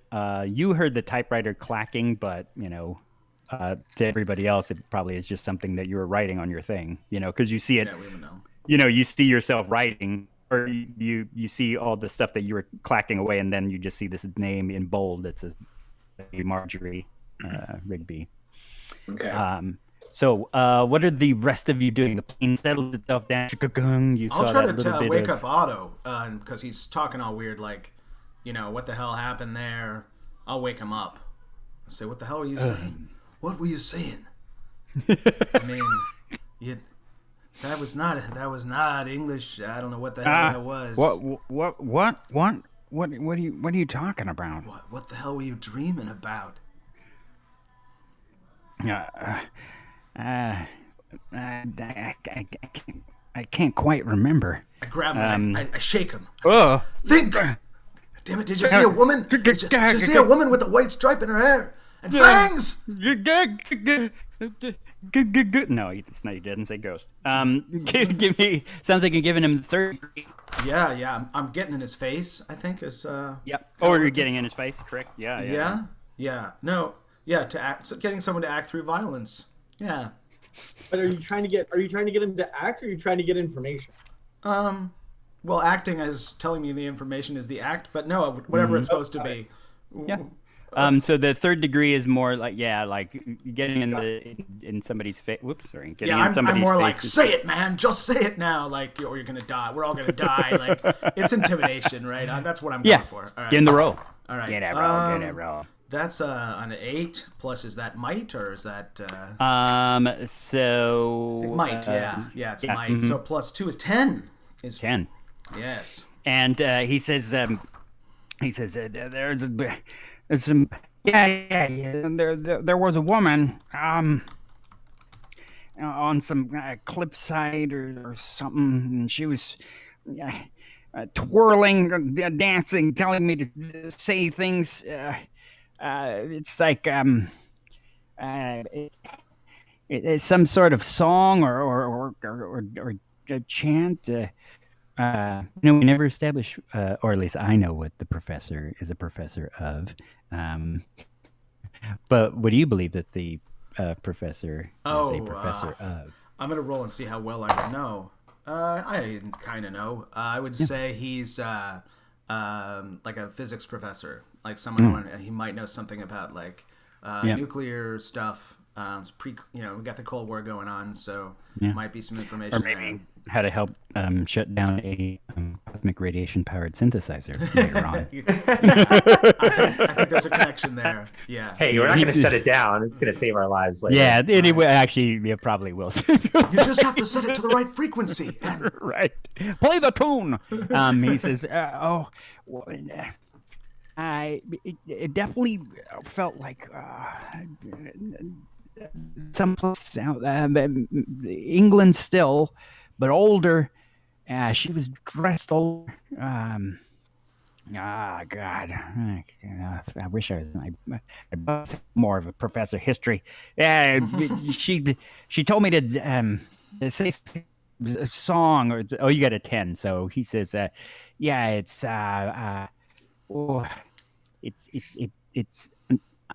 I'm remembering it now. It's Anal Nathrak Uthas Bethut Dophiel Diende. Oh, did she look like Helen Mirren? Damn it! Who's that? Oh, yeah, that hot young thing. Now mine was the Sally one that was Field. In Caligula? Oh, my Damn. God. She was beautiful. Anyway, keep my coat tucked under here. Hold on one second. Yeah, that's what I remember saying. Anel Nathrad Uthas Bethud. Hey, baby, don't say that. The electricity in the plane starts to flicker again, and like I cover his mouth. I'm like, you close his mouth. All right. Give me a. You know what? I want Connection to give me this. Connection, roll with your soul, please. And you're muted. Connection. The connection. I apologize. No, it's okay. Give me a roll with your soul. Okay. Oh, that is a 4. Wonderful. That's what I wanted. Awesome. Looking like a true game master. I just get to take an action. I got slammed around. I got broke down. And I now know. Yeah. Go on. Fuck me up. You. Make it hurt. The plane starts to shake again. Another strike of lightning, and the only lights that are on are kind of the little overhead beacons to show you where the fasten seatbelt and the attendant lights are on. The movie itself is kind of flickering a little bit, and but you see Connection. The one of the flight attendants getting into the galley elevator that goes down into baggage, and she's moving and getting into there, and you know that a person you can see by making people very high what their eyes look like, and her eyes are glazed over, and she's in a trance, and she's going down into the elevator, and she is gone. Xander, what are you doing? So I is now rocking and rolling again. It's kind of taking a thing, and the captain is like, "Well, all right, I'm gonna have to get back into the. Seems like baby's missing Papa. Let me get back into my cabin." Well, I know my talents and I know my calling, and I go. I get up out of my seat and grab my synthesizer and head towards the nuns that are playing guitar and trying to they're trying to keep everyone calm. So I have a move. Mindy is probably there by herself with the nuns, and she's like, "It's okay." I have a move called "Can I Get an Amen?" Ooh. And when I give a stirring speech or sermon to a group of people, roll plus soul. On a 10 plus, the group follows your directions as long as you keep talking. Treat them as a small gang. And I think I think what I'm gonna do is I'm just gonna try to get these people to like be calm and Yeah, because now they're relax. panicking. Before Yeah. the plane like dropped, what feels like 20 feet, but when you're in a plane, it drops like that. You actually did drop about 80 to 100 feet.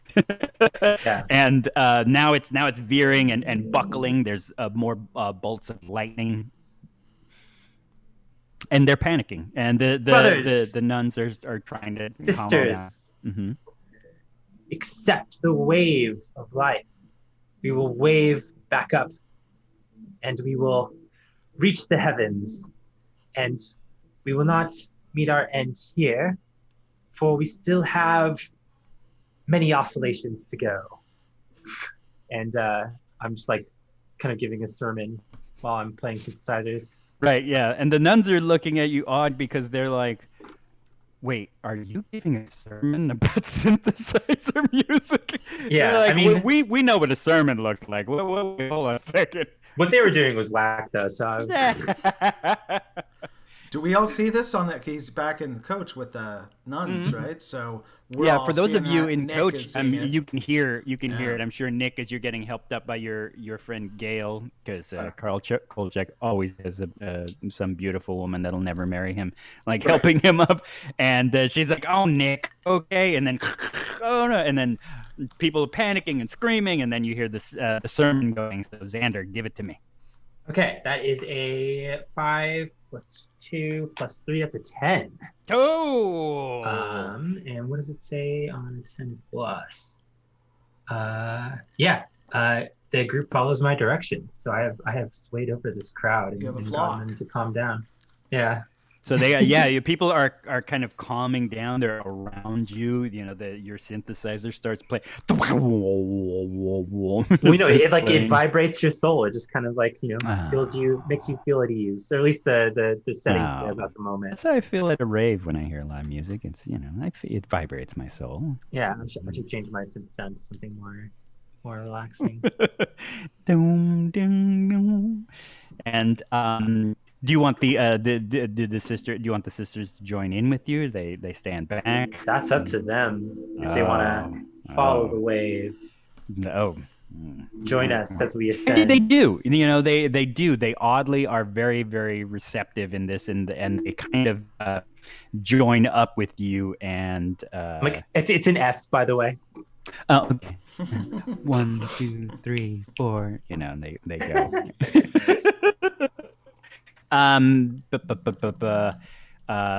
So we got a little bit of Xander. We got a connection on deck. Your new pal is asking you probably for another to calm down.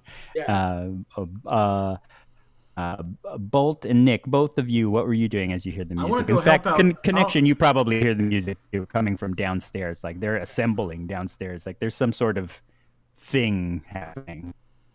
I might help out Nick, seeing that he fell and some danger Okay. there. He'll come Yeah, you just after saw the woman helps him this up, he'll be this like, "What's going frumpy on?" older guy get hit in the head with a full-on typewriter case. Yeah. You hear the ping.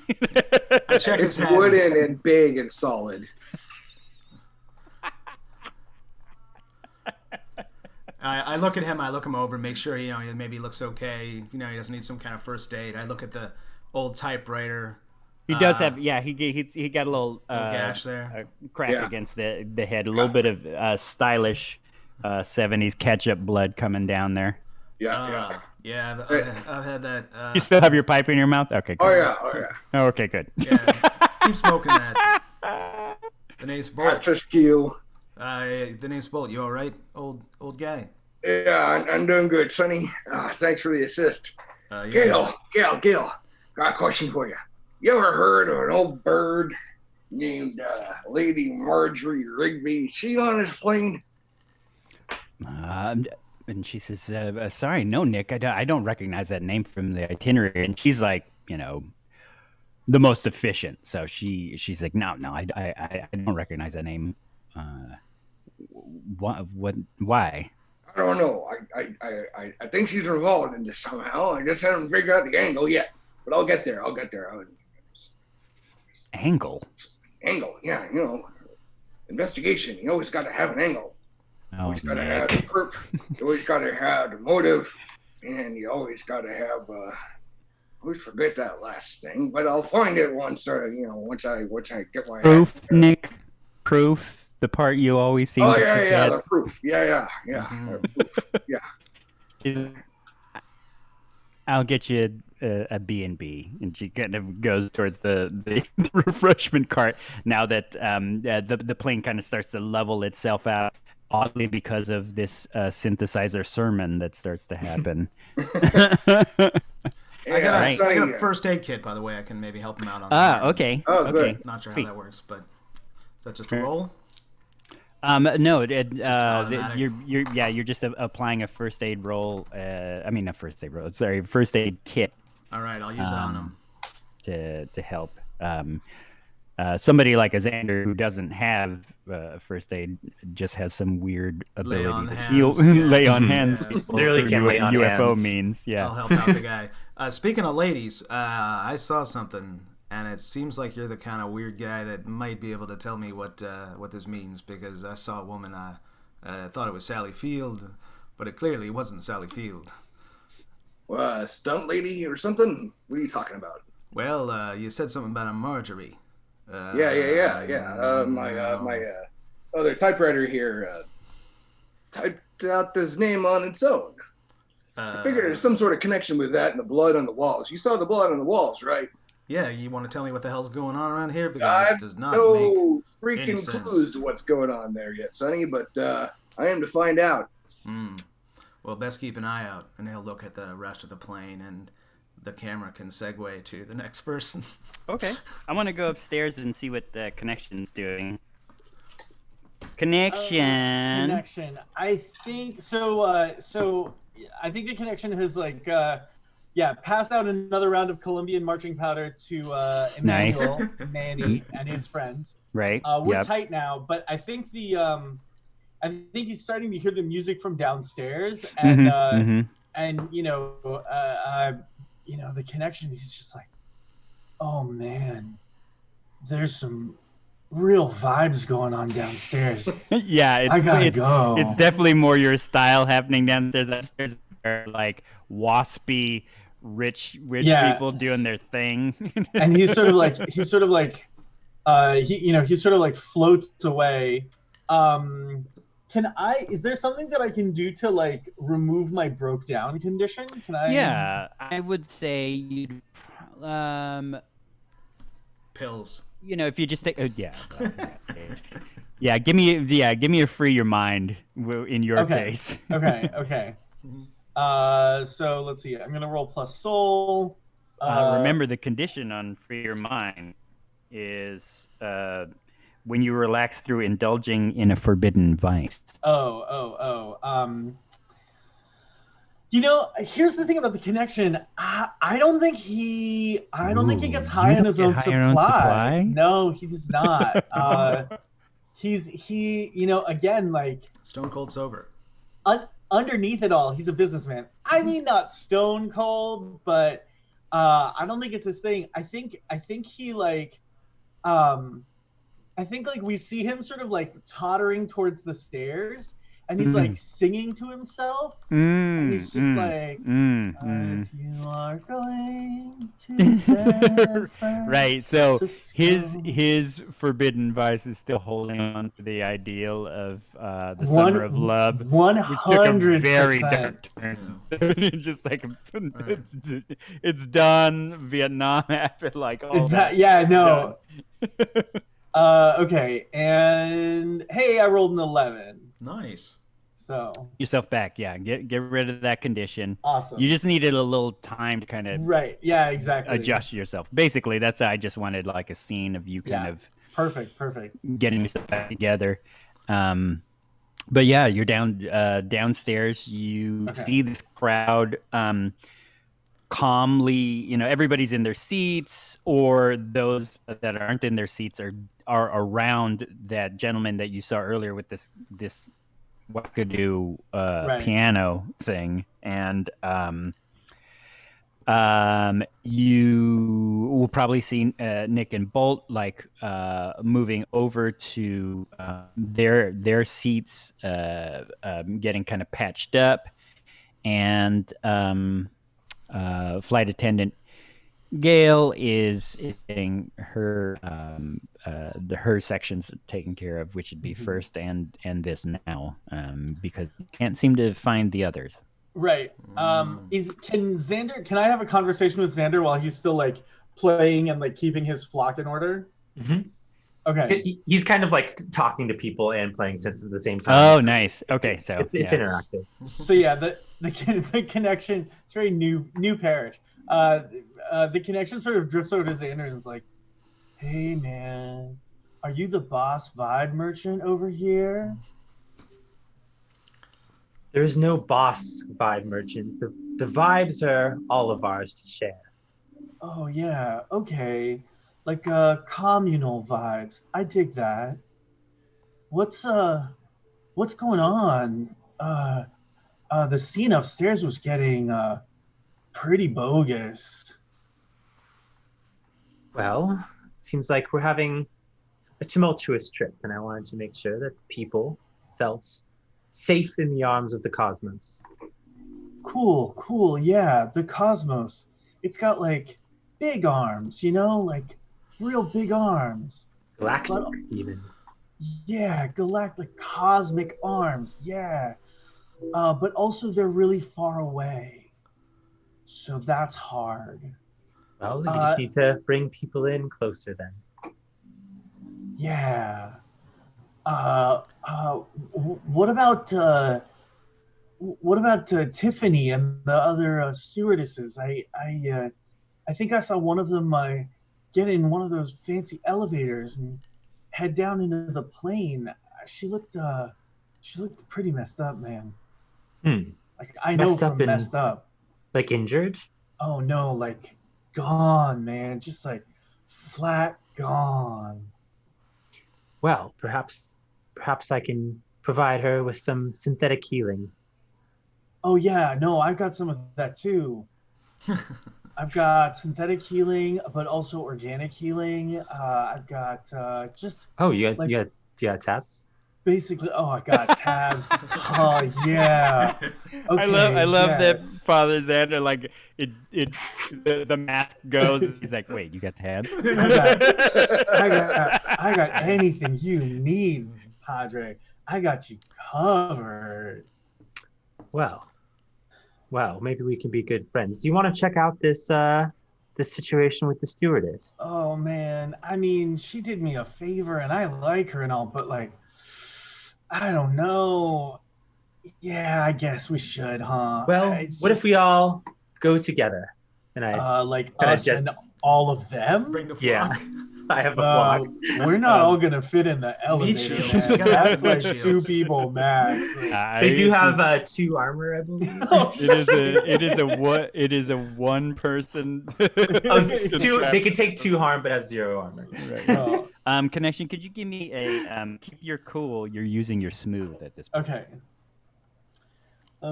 Keep my cool with smooth. 9. Okay. Yeah. Sweet. As you're speaking, one of the nuns is near you, and you can see it. She's playing, to the crowd and keeping them going. She's kind of leaning in, listening to your conversation. Mm-hmm. That's all you notice. Okay.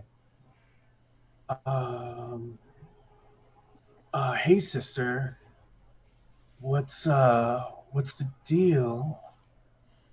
Sister Mary Michelle says, no deal, friend.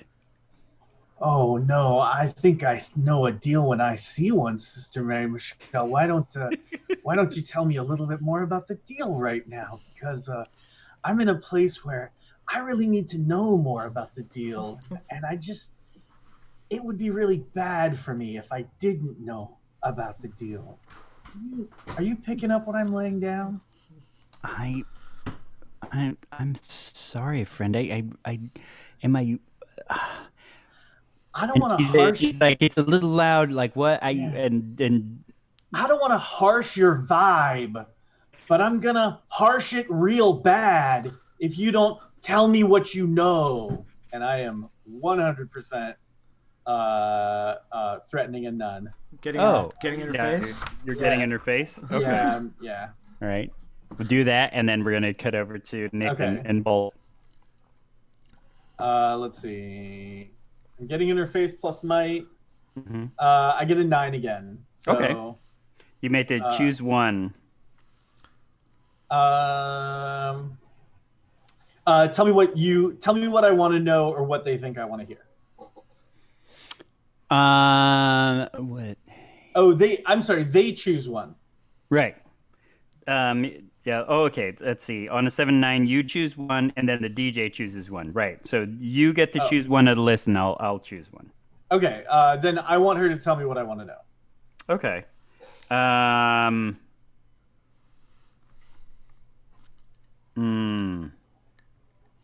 And they're gonna offer you. They'll tell you what you know. With the avoiding repercussions. Okay. Okay. And nun drops down and she says, first you're kind of talking. She's like, "Oh, I don't know, friend," and whatnot. And then she says, "Look, something really strange is happening on the plane. I saw blood coming from the walls." No shit. And then she says, "You're probably somebody who we want." And then she kind of moved her habit, and you see a badge that says ATF. And she says, "You're the person we were looking for, but something even bigger is happening. So if you work with us to keep this together, we're going to act like you weren't even on this plane. But you screwed this up, and I'll put a bullet in you." Hey, Copper, you'll never take me alive. I mean, she did just say she was going to put a bullet in your head. Yeah, no, If I know. this screws up. If this screws up. Yes, I And thought she that looks over at Sister Mary Virginia. Sister Mary Virginia like gives the nod. Okay. Are they Okay, cops? Are they undercover cops? They're ATF. They're ATF. They're alcohol, The tobacco, nuns and are? firearms. Yeah. Yeah. According to the adventure, Fucking- the nuns are Oh ATF, my God. and Alexi is the one that was like, "I'm gonna transport a bunch of hashish." I'm like, "Cool, I'm gonna arrest you." fair. But they have a sense that something even bigger is going on. Cool. So they're giving you the heads up that they are armed. Not that you should shoot a gun on a plane, but they are armed, and you help them, they'll help you. Let's figure Okay. this out. Okay. Okay. Because that's what she was doing, listening to conversation. She Right. was Yeah. Okay, they're being active about whatever. These hippies are being active about whatever's going on. So let's find this out. So we cut to Nick Novak, Bold Devers, and you bring Nick over to Professor Otto Krankheimer. Yeah, well, I want to know about that. I want to tell him. I love his name so much. It's good. It's really good. Yeah, I'd tell him he was making these noises. This Dr. ND some. Noises. What kind of noise are we talking about there, son? Yeah, he was chanting. He was chanting like these words. Don't say them. Don't. Wait. Oh. Yeah, he was saying this stuff. Don't say it. And I'll tell you, it made some kind of woo like your typewriter. Like there's some weird stuff going on here, and I don't understand. Are you telling me that after he made them chanting noises that we started seeing the blood on the walls and the lightning outside and the plane going, oh? Yep, there's a connection there. And he saw a lady. So maybe that's your Marjorie. It's hard to tell. What's this fella's name? Otto? Otto. Yeah, Otto Krankheimer. Professor Otto Krankheimer. At your service, and you see he's got handcuffs on because he's trying to hold his hand to shake your hand. Yeah, he's my package. Don't break him. You a Fed? Oh, I'm a professor of physics, sir. Not anybody's package. Yeah. I'm not a Fed. I'm just a freelancer. I take care of things. Oh, you're like one of them bounty hunters then. Huh? Yeah, you can call me that. Sure. What's your name? And I've gotten my notepad out, and I'm taking Copious notes. Bolt Devers. Bolt Devers. You might have seen me in the credits on the last Clint Eastwood film. It's quite the name, Mr. Devers. Do you mind if I call you Bolt? Yes, everyone calls me Bolt. Bolt, well, where'd you find this fella from? Well, Other side of the pond, I guess, right? Well, it was. Look, I was just trying to have a happy family moment, and I was about to get married, and Yeah. and this ruffian snatched me up here, and you can't help a guy for being a hopeless romantic. I mean, Yeah, it's adorable, but you had to go back to the States and stand trial. So Yeah, I suppose even mad professors who want to open the doors to hell still want to get hitched at some point, right? what? I'm not opening any door to hell. I'm just look.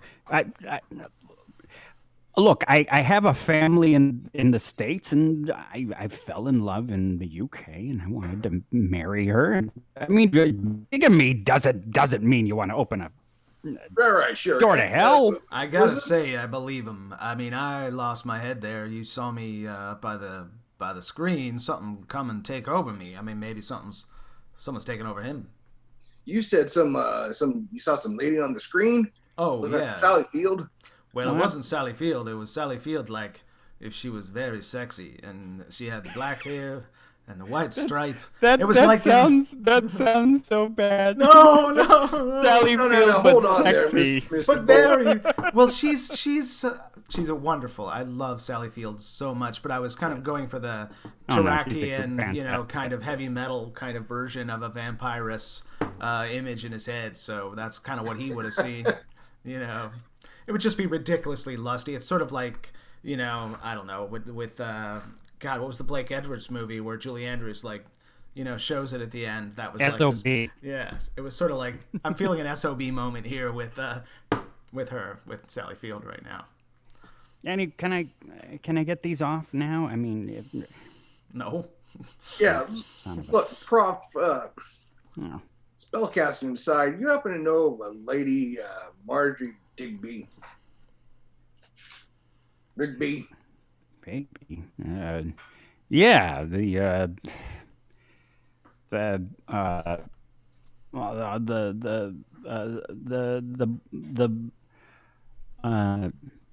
I guess I should have called her Baroness. I like saying. Let's switch it to Baroness. All right. Oh, the bloody Baroness of the Bell End. Yeah. She's it's like an urban myth back in the Victorian area. She's some sort of one of those types like Bathory. Figured she'd live forever if she bathed and drank blood and got into the worship of the pagans and all that. I don't know. Let me tell you though, don't knock it till you try it. What? Wait, are you saying she's a vampire? There's no such thing as vampires. No, let's not be too hasty there, Prof. Well, what's the word for it? That's exactly what you described. Someone who lives forever. A freak, an aristocrat. That's why I'd describe her as some sort of bourgeois weirdo. She bathed in blood. She tortured young women and practiced satanic ritual. Uh-huh. Well, And I, my friend, am an atheist. Doesn't seem, Prof, that she's entirely an urban myth, seeing how Mr. Bolt here managed to see her image on the screen. Is that right, Mr. Bolt? I saw something. I also saw that typewriter fall out of that and hit you on the head. Yeah. And then it started typed out her name. Something typing to you. So where'd you get that typewriter? Well, I was on my way back from my latest case, and went inside this old antique store. Beautiful Things. It was called. Well, Southwick. You gotta visit it there sometime, young man. Great store. Weird looking bald guy, real thin. He said he had a very special typewriter for me. Help me make the best damn stories, win me the Pulitzer Prize. I said, sure, what the hell. It was only £5. And got it on board the flight, and well, I guess the old codger wasn't bullshitting me too much. And you hear at that point, boom. Tina, it's Cap here. Hey Tina, would you mind making your way down to the baggage area? Seems like we've got a request. Would you make your way down to the baggage area? We've got a request from Angela down there. Thank you. You see Tina kind of start to make her way towards the... Oh, I'd follow her. Yeah. I was going to say, I'm going to nudge Bolt and say, I think that's our cue, son. And you'd go past the connection and Professor, the Father Xander, and Tina kind of passes out some more things, and you see her eyes are super googly, not like in a trance, but she took the blues that you gave her connection. Oh yeah, she did take the and blues. She's just happily like, whatever, I'll do my thing. And you want a triple? Okay. Yeah, gotcha. She's taking care of everybody, and she kind of winks at you, connection, and starts to head towards the galley elevator, which of course is up and down throughout the plane, gets down into a baggage area or cargo, and opens it up. And you see that, it is an in-flight elevator. It's big enough for a person and the refreshment cart. So 2 people could fit in there. We can follow her down together after. If we want to. The two of us. So what are you all doing as she's heading down there? Well, the message over the intercom was talking about going to baggage. Does that right? Go to baggage? It does. Yeah, okay. It goes all the way down to baggage. I'd wait for her to go down and then call it, and then take the next ride, so she doesn't know we're following her. Hey, Padre, I feel like there's just gonna be a real bad scene down in cargo. Just a real bad scene. Now the sisters are listening to you, and probably Mindy. Who's Mindy? She's the sick kid, terminally ill. Of course. No. Oh God. I'm gonna wait till you roll bad before I have Mindy involved in any of your business. I see. Do I see Bolt and Nick following? You see them perk up and head over that way. I'm actually as they're following her, I'm coming up behind them, and I'm just gonna put a hand on both of their shoulders and turn them back around towards me. Just be like, sorry guys, but what's your interest in our talented stewardess? This old, wiry, fucking. Yeah. There's just wiry muscle, old world punching style. He looks hippie, old but weirdly jacked. Around. Oh yeah, no. It's like a lifer roadie. The ones that you're well, he's gray and he's old, but he can also chuck speakers across the stage. Well, he's great. And turns you around. Xander, were you going with them, or are you still with your flock? Yeah, I at least make sure that the what I thought were nuns can at least keep up the illusion of being nuns and keep people under control up here. And they're kind of looking at you. You're just stay here, keep playing, have fun, and they're no, you fucker! Because people are on the edge. They're just exactly. As soon as you feel it, once you stop playing, people turn around and they're they're fine. Come on, kumbaya. Yeah, immediately I was like, oh, they're playing kumbaya. Right? The whole. They kind of are all right. Yeah. Can Bolt hustle up to the because he wants to check on Farah anyway. So maybe he can kind of Oh, squeeze the- in on the Vader on the way down, and maybe I can take the first ride. And Ooh, okay. What do I gotta roll That's to going to do be that? some smoothness. all right, I don't know how smooth I am, but I'll try it. Hang on. So I pull you around and you just bolt? Oh yeah, I'm like, no, I gotta deal with this. Yeah, She's you just about see to come her to like the elevator, open I'm gonna up. miss it, It and opens up. You I go want to catch up running. to her. You go running Yeah. to say, "Hey, I got to check on my tiger." Yeah, basically. Okay. I don't say that, but yeah, he's like, I gotta check on Farah. Sorry, Okay. I leave him with Nick to do Yeah. whatever they need to do. My smooth is +1, so it's a 7. Okay. So now you may. They do what you want, and you pick one. They act immediately. They do not demand immediate payment. They perform especially well, or they're happy with whatever this bargain is. You need Yeah, to basically. I just want to go down the elevator with her, so they're happy with the idea of me going down and check on Farah. Right. And Yeah. I'll give you that because she's high. Good. Nice. I'm like, I gotta check on Farah, my tiger. Right. Yeah. She agrees. Hey. She's got a little trepidation because she's you're. You're a strange man who's just forced himself into a Yeah, small into elevator. an with her? elevator. One, Yeah. two, three, four. Yes. There's high Um, and then there's high. Yes. Okay. I mean, he's very So- handsome. He's a very handsome guy. You get in there with her, but Bolt, you from years of being a stuntman can sense that you're going to be in danger when you get to the bottom of this elevator. Do you still want to jump in the elevator? Well, she's gonna be in danger too, right? Oh yeah. All right. I'm gonna hold the elevator. Okay. How many people can fit in here? 2. Her all right. and One All of right.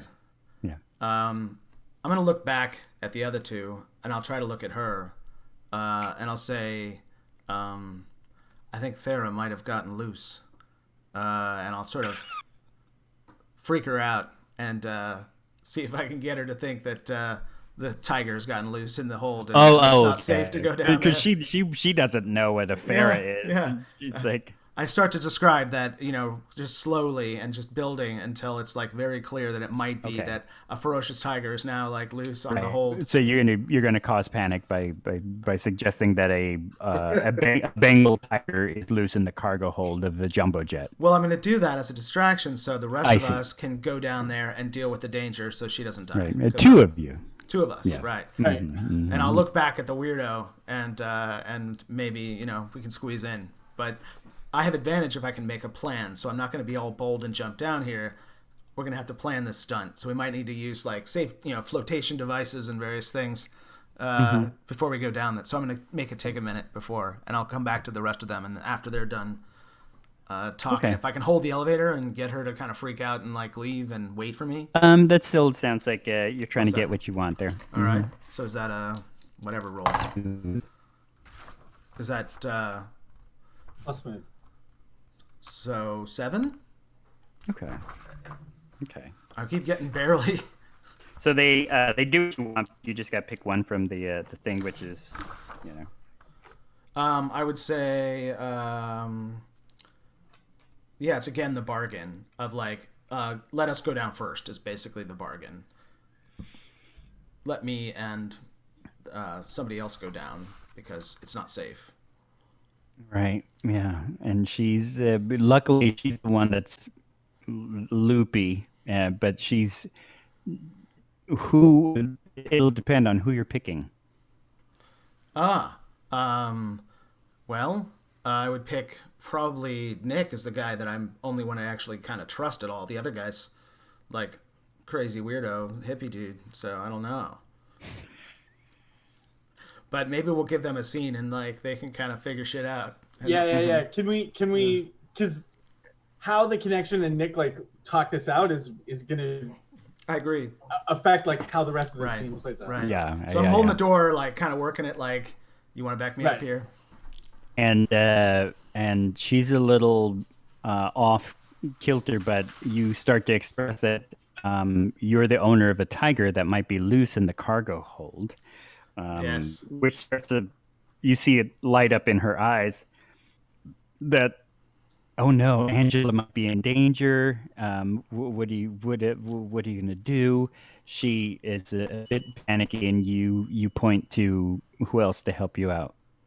I point to the two of them over there, and between Nick and our other new friend, and maybe she'd be like, if I point her to go talk to the priest or the reverend or whatever, maybe she'll relax if she'll be like drawn to the music in some way. Is there a way I could point her that way? Yeah, she'll notice. She'll notice. So you got to talk to Xander, you got to talk to that guy. He's the one everyone's listening to. She's like, Xander, are you assisting in pulling her into your flock at any moment? Sure. Is that like a help a brother out or something? Yeah, that is a help a brother out right now because this stuntman in a full denim outfit is trying to tell the stewardess there's a tiger downstairs. And she's like, wait, what? Okay, wait. What, should I tell the captain? Come, sister, come harmonize with me. It's plus hooks. Is that like a bond? Right now, I'd give you because we'll say you all have a +1 because you are sharing a flight together. Mm-hmm.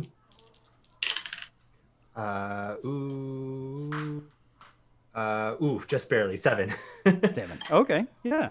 So then, by helping a brother out, they roll with something extra, but you expose yourself to danger, or you have to pay a cost. I'm going to say that yes. So she.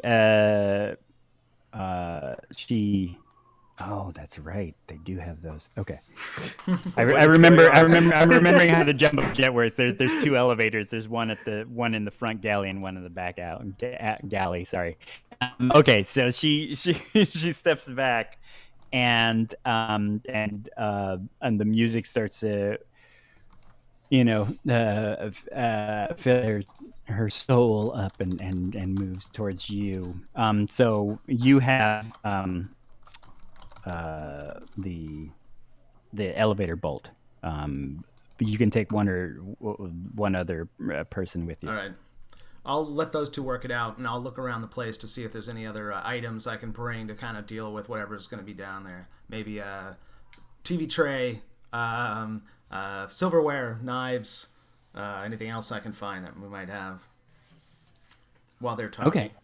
Yeah, because you're by the galley. That's where the back elevator is, by the galley. Yeah. So it does have, and this is before we had air marshals. So yeah, there's knives on planes, like that in TV trays. And I'll try to make some shielding out of like a tray, a couple trays. Just in case I got to deal with like slamming into something. I'll prep while they're dealing with the. Okay, so give me a keep your cool. That cool? Sounds like keep your cool brains because it's quick thinking. Oh, brains? Really? Yeah. Oh, brains. Oh, I got a 12. So -1, so 11 with the brains. Yeah, you got yourself ready. So you quickly kind of fashion stuff together. Right. The plane starts buckling again. And now it's more lightning is kind of going forth. And in between the strikes of lightning, you hear this voice that says, "I hunger," and it kind of is the turbulence is picking up. The rest of the plane believes it's turbulence, although probably Nick, you catch Big Easy's eyes, who's like, "Mr. Novak, we're gonna die." It's all right, Mr. Easy. We're taking care of it. They're looking at the rest of the ballers who are like, and they're trying to calm Big Easy down, but Big Easy's the one that saw the blood. Like, we're gonna die. And at that, I'll turn to the connection and say, "Listen here, King Kishi. You and I are on completely different flights. There's some really odd, preternatural events that have been going on in the last, 10 minutes or so. Blood going down the walls, odd visions of Sally Field on the movie screen, and strange chanting from Mr. Bolt's friend over here, and well, we're about to go down to the luggage area to see if we can't solve this mystery. Now, you're more than welcome to help us. You seem like a strapping old fella. Maybe you can, help persuade me, or help us persuade some people who may need some persuading. What do you think? I see what's happening here. Everybody ate the brown ass, didn't they?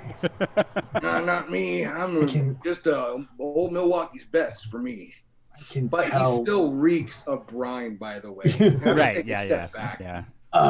Well, listen, Pickleman. Be that as it may, all I know is that that nice stewardess, she had a real glazed look in her eyes when she went down in that elevator, and I knew something was wrong, and then you tried to follow this other nice lady down there, and I happen to know that she's not exactly in her right mind and could be taken advantage of, and so I just wanted to make sure that that your vibe was correct. This is a vibe check. That first stewardess, she'd come back. I don't think so. I think she's still down there. I get the feeling something bad's down there with her. If you are all going to go down, then yeah, I'll come with you. All right, that's our intention anyway. Yeah. Bolt's holding the gate so it doesn't close on him as it's Right. He reaches into his duster and pulls out the brass knuckles. The brass knuckles. All right. nice. Well, there's don't journey into the darkness alone. Now, what about yes. you, String Bean? That's the Padre. He's gonna come with us. He's kicks ass for the Lord. I do love that movie.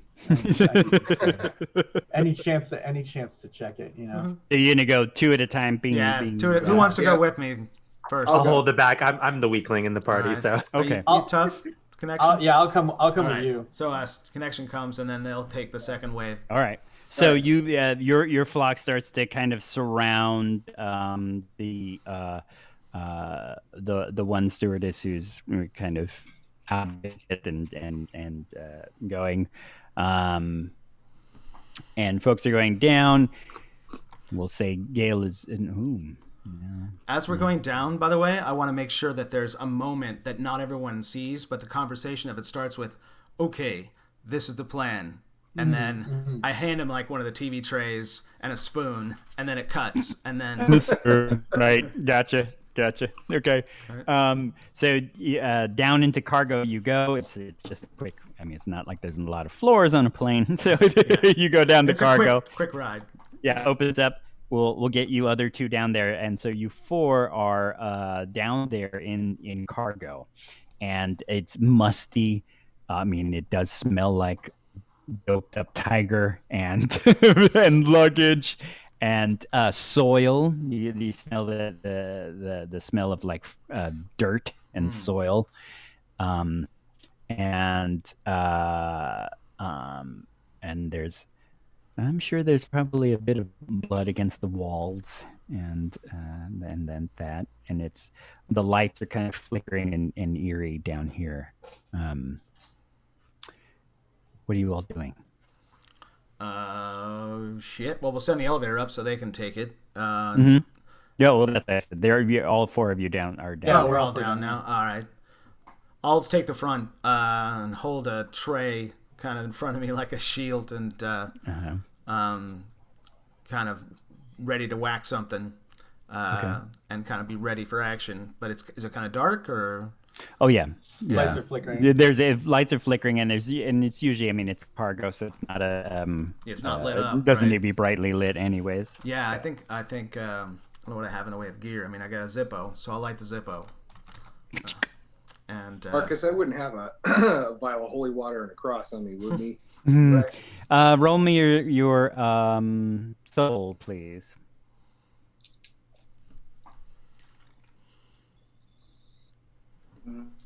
Nine. You may either have a cross or holy water, but not both. I'm gonna say a holy water. Okay. A little bit of holy water on you. Gotcha. So you got it in one of your flasks. Yep. People think you drink out of, but you never do. You have your holy water kept in there. Okay. Can I scope out the scene? Oh yeah, please do. I would like to also scope out the scene. I would say the connection, scope out the scene, and Nick Novak, give me a roll first to help a brother out. You are helping scoping out the scene. Okay. And you have a +1 basically. Can I help too with the Zippo? It only goes up to +1, so. Oh, wouldn't make a difference. 8. All right. So you are going to give the connection something extra, but you're exposing yourself to danger or have to pay a cost. I will tell you that cost in a second. All right. I get something extra. I don't just get +1. Yeah. You roll 3 d6s and you take the best rolls. That's awesome. Because I rolled a 3 and a 1 on my first 2 dice, but my second dice is a 3, so that's a 6 total. +1 for my brains is 7. 7. There we go. So you're gonna scope out. So you're scoping out a scene. I rolled the 4. I'd rolled the 4 before you said you were gonna help me, and you're like, "Yeah, I'll help a brother out." And I was like, "This is because if you get a 7 to 9, you open yourself up to danger." And I was just like, "Well, this is not gonna go well for either of us." No. But no, we made it. So give me your question, which is: test this escape route out. Anything hidden? Who's in charge? Who's the toughest person? Who's the most vulnerable person? Or who knows more than they're letting in? So you're kind of peering around. I want to ask who knows more than they're letting on, but I'm not sure that it makes sense in the situation. Mm-hmm. Is there anything hidden here? Gotcha. So yes, there is. You see, and then this goes back to the negative effect for Nick Novak, that Angela, the one stewardess who went downstairs earlier, her eyes are alight and bloodshot red, fangs in her mouth, but she's holding forth Gale. Not Gale. Gale is kind of like what the hell's happening? And over behind a bunch of boxes, and things like that, and this figure that's made out of this kind of floating soil and almost viscous blood is reaching its hand towards her, and it's a feminine figure. And so that's what's kind of hidden behind these boxes. It's kind of silently moving towards her as maybe you hear like the muffled whimper of Gale as she's being brought forward, and this thing is like reaching out for her. What do you all do? I run towards Gale. Oh, sorry, Xander. As that's happening, I fiddle with the knobs on my synthesizer and Yes. turn all of them basically all the way to the 11, and I just you press you go for it. Okay, so you're we'll do that, and then I'll throw the spotlight around. I have a move for this. Do it. Nice. It's called God of Thunder. Uh-oh. And I yell to all my friends, plug your ears. And let's see. It says if it's too loud, then they're too old, and it's time to use it to your advantage. When you play on your instrument, drum up the volume and roll plus soul on a 10 plus. Multiple targets in the scene get deafened, staggered, and get disadvantage. Okay. Here we go. Holy shit. This is the biggest roll I've ever gotten in a Powered by the Apocalypse game. Nice. That's a 15. What? Holy Wow. Christ. Six plus six double plus sixes. 3. Wow. Yeah. Nice. Wow. So since it is, you got yourself a 12. So what was the effect that happened? Multiple targets within the scene get deafened, staggered around at a staggering around at a disadvantage. Okay. then I will let you choose, of course, the multiple targets for that thing. Not the tiger. Leave the tiger alone. Yeah, who seemed like the biggest threat in this situation? I'm gonna sweet. Angela and the weird blood monster. Yeah, Yeah. the dirt and blood monster. I think Dirt seems blood to be monster. the boss Yeah. right now. Let's focus all of our attention on the dirt Okay. blood monster. The reverberations like shatter through them. Angela she holds her ears.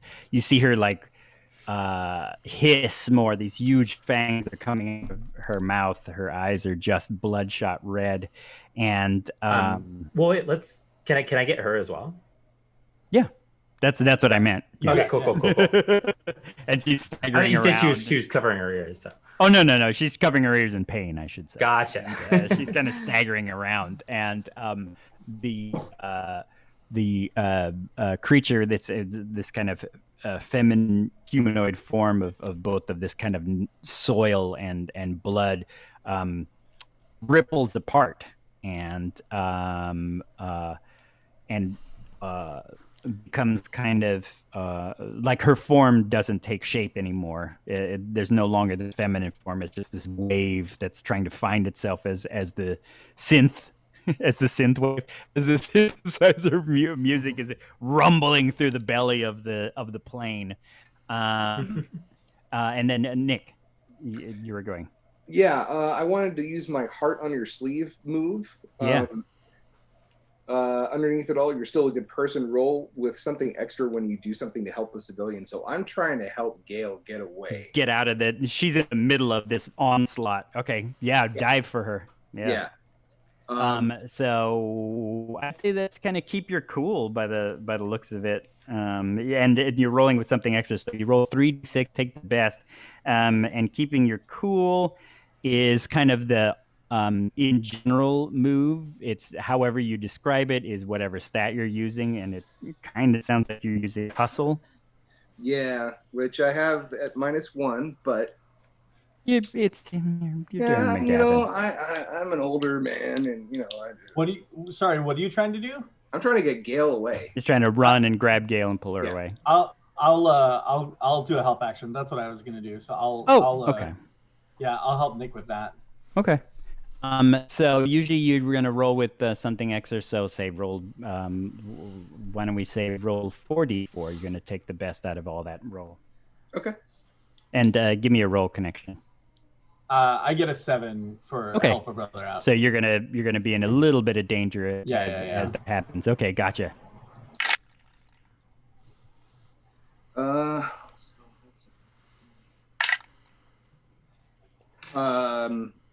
-1, that would be an 8.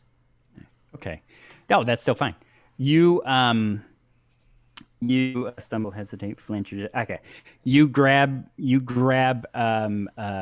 Gail and pull her out of the middle of all this craziness, and you two connection, and suddenly this wave of soil and blood slaps against you connection, throws you to the side, and then dives into the air duct of the plane. And so Gail is taken care of. Connection, you're gonna get no,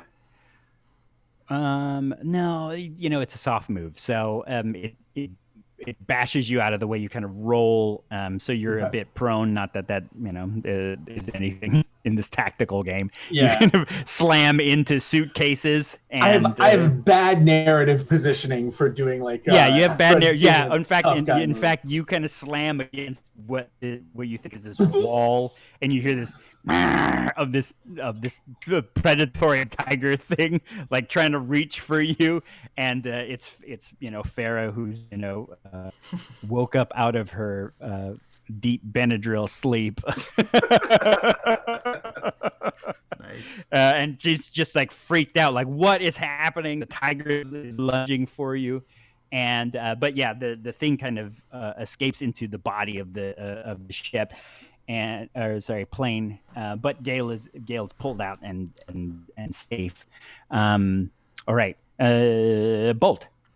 I'll try to calm down Farah if I can. Oh. I assume we have a rapport at this point. So Okay. I'll kind of, go, easy girl, easy Farah, and I'll try to kind of do my move that I learned from the tiger trainer, when we had that montage where I was learning how to train tigers. Okay. That sounds like you want to keep your cool. Okay. Or it's I'm going to give you a choice. You either get to keep your cool and pick what stat you want to use, or get what you want with smooth. Let's see. No, keep my cool with might. With might, yeah. Yeah. You're powering through this. Now, can I also make this part of the plan I was talking about in the elevator? Because I was concerned about the tiger. So that would give me. You were extra, concentrated. You were concentrated on Farah. Yeah. Because that's what I think it would have been. So if I do that, I get an extra. So I get an extra die for. You get to roll with extra. All right, so I'll roll with extra. Give it to me. That gives me 12. 10 plus 2 might is 12. Easily enough done. Yeah, calm the cat. So you get out what you said to do. She calms down. She kind of pulls her paw in from the cage as Connection's like. I'll help Connection up and pull him out of there. Okay. She's cool. She's a sweetheart. Don't worry. Yeah, She was more frightened. Yeah. She's more afraid of you than you are. Tiger. Tiger. So Nick, you have Gale safe, but Xander, I'm going to give you control of Angela, who is the stewardess, who's a vampire, because she's still kind of trapped in your sound wave. What are you doing? Can I? I kind of want to do like sort of free my mind roll here, just to kind of like figure out what the hell's going on. Wonderful. I like that move. Yeah, I want to know like where. I want to know what that thing was. Okay. Yeah. And I don't know if any of my occult knowledge would get me there, but. So you're attuning yourself to this thing. Yeah. to the vampirist. Okay. I like this weird idea. I'm just feeling out its frequencies, Yeah, I just saw a movie where they were trying to fool a demon on a plane with a baby doll for human sacrifice. That was Nice. Terror at 37,000 feet with William Shatner and Buddy Ebsen. Okay, that's a It didn't work, by the way. Aw. Demon was like, "That's a plastic doll." Well, I rolled a That's the human 6 plus 1 plus 3, so a 10. Oh, 10. Wonderful. Okay, so you tune yourself in. You start to free your mind, and I will give you truthful and a mostly clear answer. So I'm just sort of like astrally projecting and just asking the universe for insight. While playing the synthesizer. Mm-hmm. Okay, wonderful. Like it's still super on the super loud setting, so I'm just kind of like almost like just dissociating. So right, the thing that was made of soil and blood is the Baroness, and she is being transported out. And she just was getting hungry, so she's starting to feast on currently attendants of the plane. And your mind kind of drifts out into Angela's mind, and she's kind of in the thrall of this vampiress thing, and it zips up into the plane, and we cut to the cockpit with the pilot, co-pilot, and plane engineer who are drinking. And you hear the glasses clinking, and you hear the tone cling of what they're drinking. And it's not brandy; they're drinking blood because they are vampires. Oh, Why are there vampires on a plane? Why couldn't they just be snakes? Couldn't there be snakes? Goddamn vampires off my goddamn plane. But so far, those are the only ones that are vampires, and she is in the plane now. She's in the kind of air ducts of the plane, kind of moving through, figuring out the next move. Okay. I want to try to track her at some point and see if once we have to go back up the elevator, I suppose. I assume so. Yeah. Connection. I'm gonna turn to you, then I'll turn it to Nick and Bolt, and then we'll regroup. So Angela's kind of like. Yeah, she's caught because he rolled such a ridiculous good roll. I'm gonna just say she's gonna caught in the sound wave. So it's hard to think and hard to like speak to one another. You're kind of yelling, but you also have a vampire that is caught in a sound wave, which some people would say like, hey, that's not how vampires work. And I say, but they're not real. Fuck it. So if a vampire's caught in a sound wave, then a vampire's caught in a fucking sound wave. They have no spirit. Who are you, the vampire police? Yeah, they have the spirit. They just can't. They can't vibe with the music. Professor Vampire of Vampire College, who knows how vampires work. Fuck you, get out of here. She's like, Okay, I'm actually going to take advantage of the fact that she has like her mouth open, and I just like palm a bunch of blues. I'm just gonna like, boop. I'm trying to get a vampire high. Gotcha. Yeah, I'm trying to knock a vampire out. Oh, okay. Yeah. Yeah.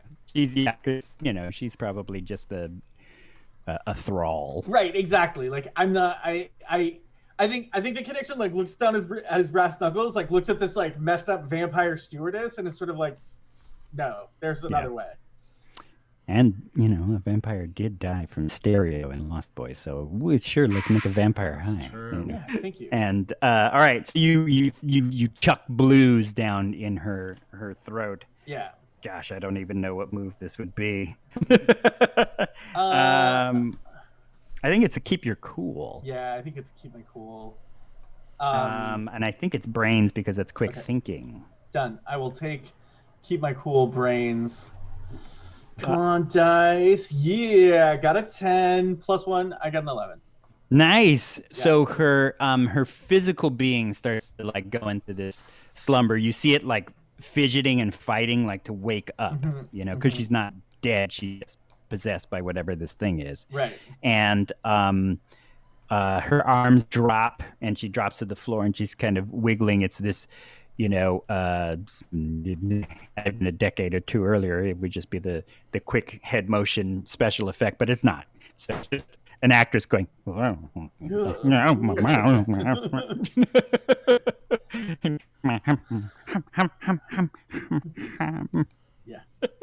All right. She's still there, but yeah. Yeah, and like this would have OD'd somebody, but she's just asleep, Yeah. Drugs is an inexact science. It is. And anyone who says otherwise is probably some kind of drug scientist. Those drug scientists. Silly drug scientist. Brilliant, beautiful drug scientist. I should have made Otto a drug scientist. I know. Nick Novak. What are you doing now? Gail's like, what the hell's going on, Nick? Are you okay, Gail? Are you all right? She's kind of checking her neck. She's like, yeah. I wanted to see what the hell was taking so long, and I cabbed to come on down here. I came downstairs, and Angela jumped me, and this thing like burst out of this sack. We're talking vampires. I'm afraid, Gail. What? Yeah, reach into another jacket pocket and pull out a flask. Make sure it's not the holy water. Here, you want to drink? Oh, I drink that. And she's like, "Jeez, it's always something with you, Nick." Yeah, trouble just seems to follow me. What can I say? Look, we gotta find the head vampire. I bet you that's it over there. If we get rid of the head vampire, we can take care of the lot. That's not a head vampire. That's a puddle. Puddle? What are you talking about? That's like a smear. A smear. She says, just save our friends, save this flight. I don't know what needs to happen, Nick. I'm here. Gail, your sister stewardess here is she's gonna sleep for a while. You stay here. You tie her up, and if it seems like she stops breathing, just make sure to clear her airways, stuff like that. You'll be fine. Don't get too close to her teeth. They're sharp. I don't think it's a good idea to leave Gale alone with the puddle. Do you? No, the puddle left. Oh, Yeah, the puddle's puddle in of the the, so vents. it's she just kind of got disrupted. Her body got disrupted, and now she exists inside the plane and the airwaves, and okay. and Okay. is planning her next move, which might be take over the plane. Can I look But at the we'll bag? see. Can we look at the bag that supposedly she came out of for Yeah. some kind Yeah. of evidence? I don't know. I'd help someone out because that's not necessarily my thing. I've got a little bit of a detective skill, but I think I'd probably share it with everybody. Well, you're a tracker. So. This sounds like a job for Nick Novak, honestly. Yeah. I smell it.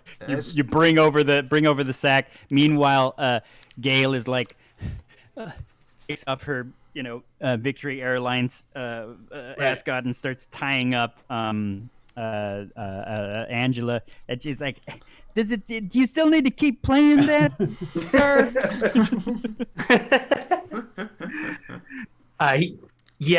When she says that, he kind of like comes to and is like, oh Yeah, he was in like this, right, he's in this his own. dream, like full on eye roll, like Yeah, Padre, I think you can ixnay on the Uzik nay.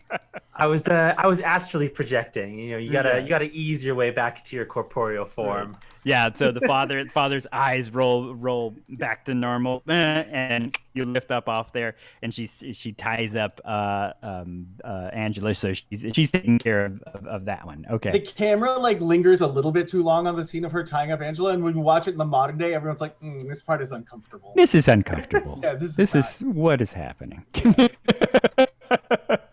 The connection is heading back towards the elevator. Okay, so you start that running. bag.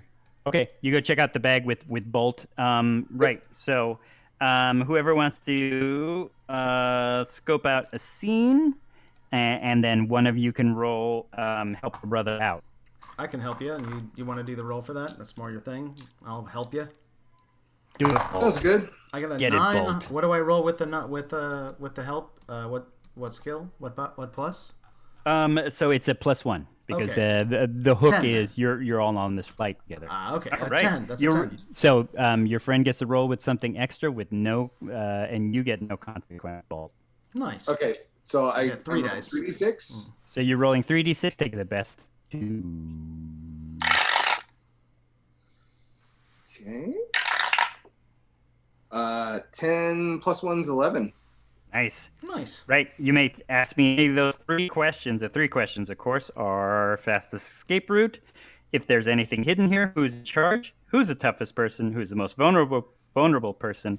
And who knows more than they are letting on? Is anything hidden here in this bag? There is. It is actually underneath. You'll see that it is part of this kind of ruffled or ripped, huge canvas duffel bag, and so the dirt kind of had covered it. But you pull it back together so you could tell she kind of erupted out of this duffel bag here. Okay. Well, we kind of figured that. But there's nothing else in the duffel bag when she's looking? There's a tag. What does the tag say? It says property of Captain Alexander O'Neill. Oh shit! Oh. So he's the vampire transporting one of his thrall.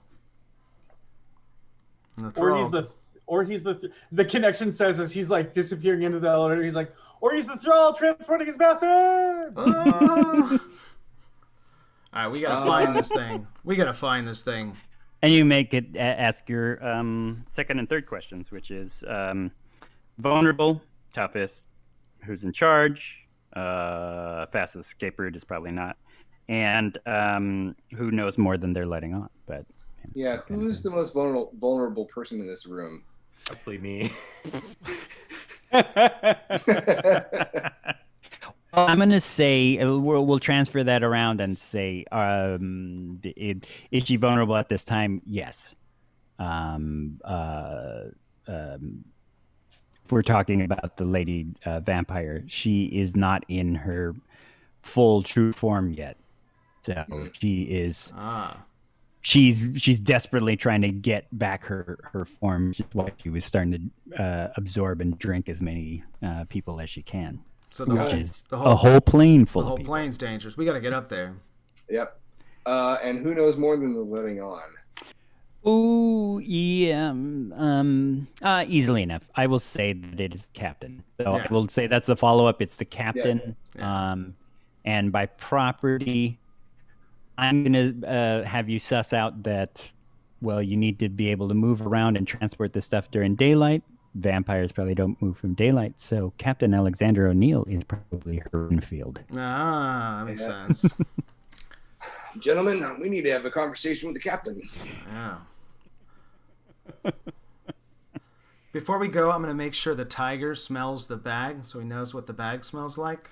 Okay. Just in case later she needs to sort of track down something. I don't know. I'm not going to let the tiger loose on the Nice. plane. Okay. Cool. Yeah. I will give you that as an extra. So she sniffs that and is Right. She knows to attack it. You know. Is kind of does the little greasy lip against the cage, you know, and Does she respond with like an icky, like kind of? Oh yeah, no, yeah. It smells, but she also smells blood, and you know she great. Man eater. Yeah, you don't want to Training. make a tiger a man eater. No. Goodness gracious. But a vampire especially eater. a tiger a vampire eater. Just oh my specially goodness. trained for. Oh, Bolt my. Devers, you'd be a new kind of vampire hunter with your pet tiger. Oh, that would be awesome. It's a brand new show we can That's going to pitch be on our ABC. Morkborg. We're going to have a Morkborg 70s thing. It's going to be amazing. Yeah, this is definitely Me and no. my This is more Rakshasa. NBC. Yeah. Yes. So, okay. So, connection. You're heading upstairs. Xander, Bolt, and Nick. What are you doing? We'll go up too. I mean, Yeah, Oh, I yeah. as well, for sure. Okay. So we're just gonna quickly smash Yeah. cut. Starting you heading upstairs, but connection. You're going upstairs. Are you going up to coach area or first class? I'm going up to coach. Okay. And the first thing I'm going to do is walk down the aisle, walk past my seat, and glance to make sure that my briefcase is still there. Ooh. I like this. Yes, it's still there. Okay, I'm gonna grab You it. haven't made any tough rolls, so yes. Yeah, I'm gonna grab it. Okay, so you snatch it up and it's there. You pass by the group. That's actually no. Where are we at? 10:20. Let's fucking ramp it up. Let's ramp it up. You get upstairs, and the captain says, "Boom." You, like, soon as you get upstairs and the doors open, or the little sliding door opens, Yeah. you hear the captain say, "Well, ladies and gentlemen, I hope you enjoyed your in-flight movie. I got a special guest here who's about to enjoy her in-flight meal." And and the air valves, that let in air start to open up. And you see a few people, not everybody, but you see a few people like choking, and then all of a sudden their eyes are starting to get bloodshot red, and they're clutching at their passengers. The old English gentleman is still asleep. But so far, none of the Bronx Brawlers have fallen into this. It's just those nameless other characters on the plane who are starting to succumb to the lady as she's feeding on them and trying to like pull her body together, making other thralls. Has All has she like coalesced enough? She's in coach, right? Yes, I mean, but you know, the Baroness would say she's in first class, but yeah, she's in coach. Yeah. Has she coalesced enough to have like a central? Is she starting to like develop a central body? She's getting very Imhotep body in the sense that she's just a giant head floating in the room, and she's like absorbing the blood of these individuals. Has she focused on me? Like, can she see me? No. Not Okay. yet.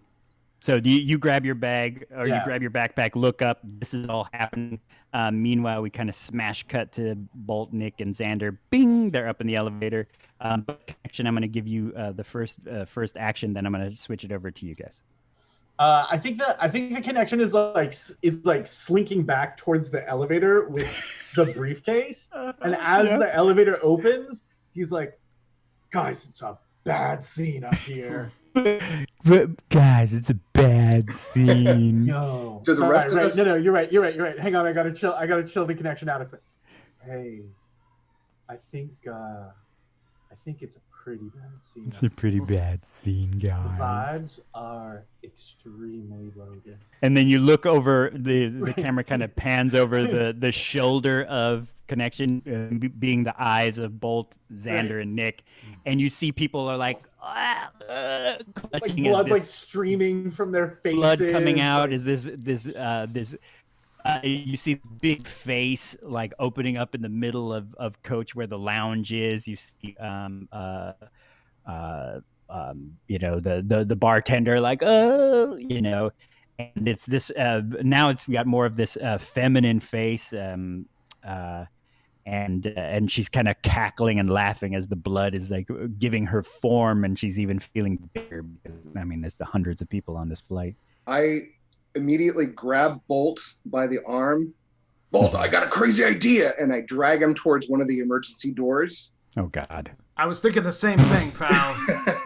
Xander, what are you doing? Because Xander, you see these two go, I got a crazy idea, and like go running towards the emergency door. Well, I have a move for like enhancing battle, so I'm kind of like preparing. That's right. Can you plug into the intercom? Right. The Holy Roller Rocker is this kind of like 70s bard cleric. Mm-hmm. Can you get on the airplane, like, you know, that the stewardesses use, the intercom, and like use that to... Yeah, because you're right up in the galley, so you see it. It's right there. Right there. You can plug in. Okay, so the move I'm referring to is called Black Belt in Crazy, and it says when you sit out a fight and play an inspiring tune to fire up your friends while performing, everyone on the team rolls with something extra and gains the area trait to their melee attacks. Oh my God! So I'm trying to hype everybody up, and I start playing the song that I was like playing in the intro when I was getting by the security officer. So he just starts jamming out. Yeah, and then we see you like grab the intercom microphone, like slam it down onto the speaker. Hey, give me a roll. Oh, you don't even need to make a roll. Oh, do you need to make a roll? I don't know. It doesn't say I need to roll. Yeah, so you just need to you just see the. I just can't be in the fight. Right, you're just saying you're narrating this. So all of a sudden, you guys are getting fired up.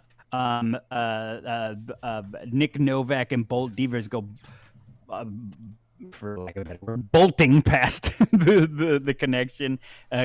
You probably see like, you know, the auras of everybody as as they're turning, you know, into these things. And I'm gonna say let's take a 5-minute break. Get back here at 10:30 because it's a little bit of a bio break. So if people are still watching, gosh, I hope you're excited as I am, because we're about to open the emergency hatch on a plane that's about 37,000 in the air. I don't think you physically even can with the pressure. It's the 70s, for goodness sakes. We're gonna shoot out the window. Probably. Yeah, we got all think of all kinds of stuff. Yeah, I'm gonna say like even the nuns are getting wrapped up in it. Everybody's turning troll. It's gonna be amazing. We'll wrap some belts, safety seat belts around our arms. Yeah, that's what I was thinking. Good idea. Hell, Yeah. you can see the Bronx Ballers have like a golden basketball you can throw at the thing. I don't care. We'll see what happens. So Love it, stick around, see what happens. 5 more minutes, and oh my God! All right. All right. Okay. Well, I'll take Hell a of break. a 5 movie. I minutes. like this. Yeah, this is awesome.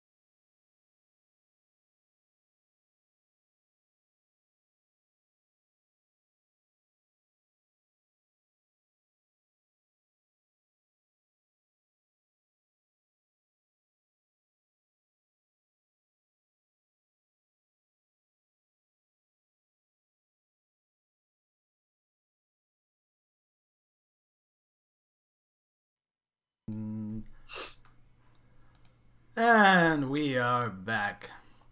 Oh man, and the plane is shaking. The lights are flickering all over. There's people who are being I went to school for drama, so anybody ensanguinated is Exsanguinated. correct. Yeah. Ensanguinated. That's correct. Thank you very much. I went to Catholic school, and then I worried about being an actor. Yeah, I Catholics don't, love- I don't know much. Catholics love talking about blood and Blood death. goes in. Yeah, X yeah. is when the blood comes out. Exsanguinated in their seats, except for the old British guy and probably the sick little girl, because the vampire's like, oh no, that one's gonna go pretty soon.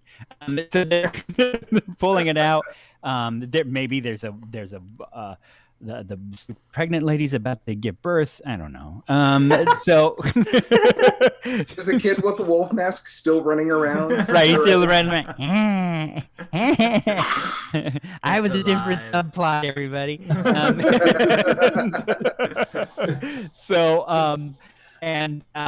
The intercom gets blasted as Father Xander of this strange synth.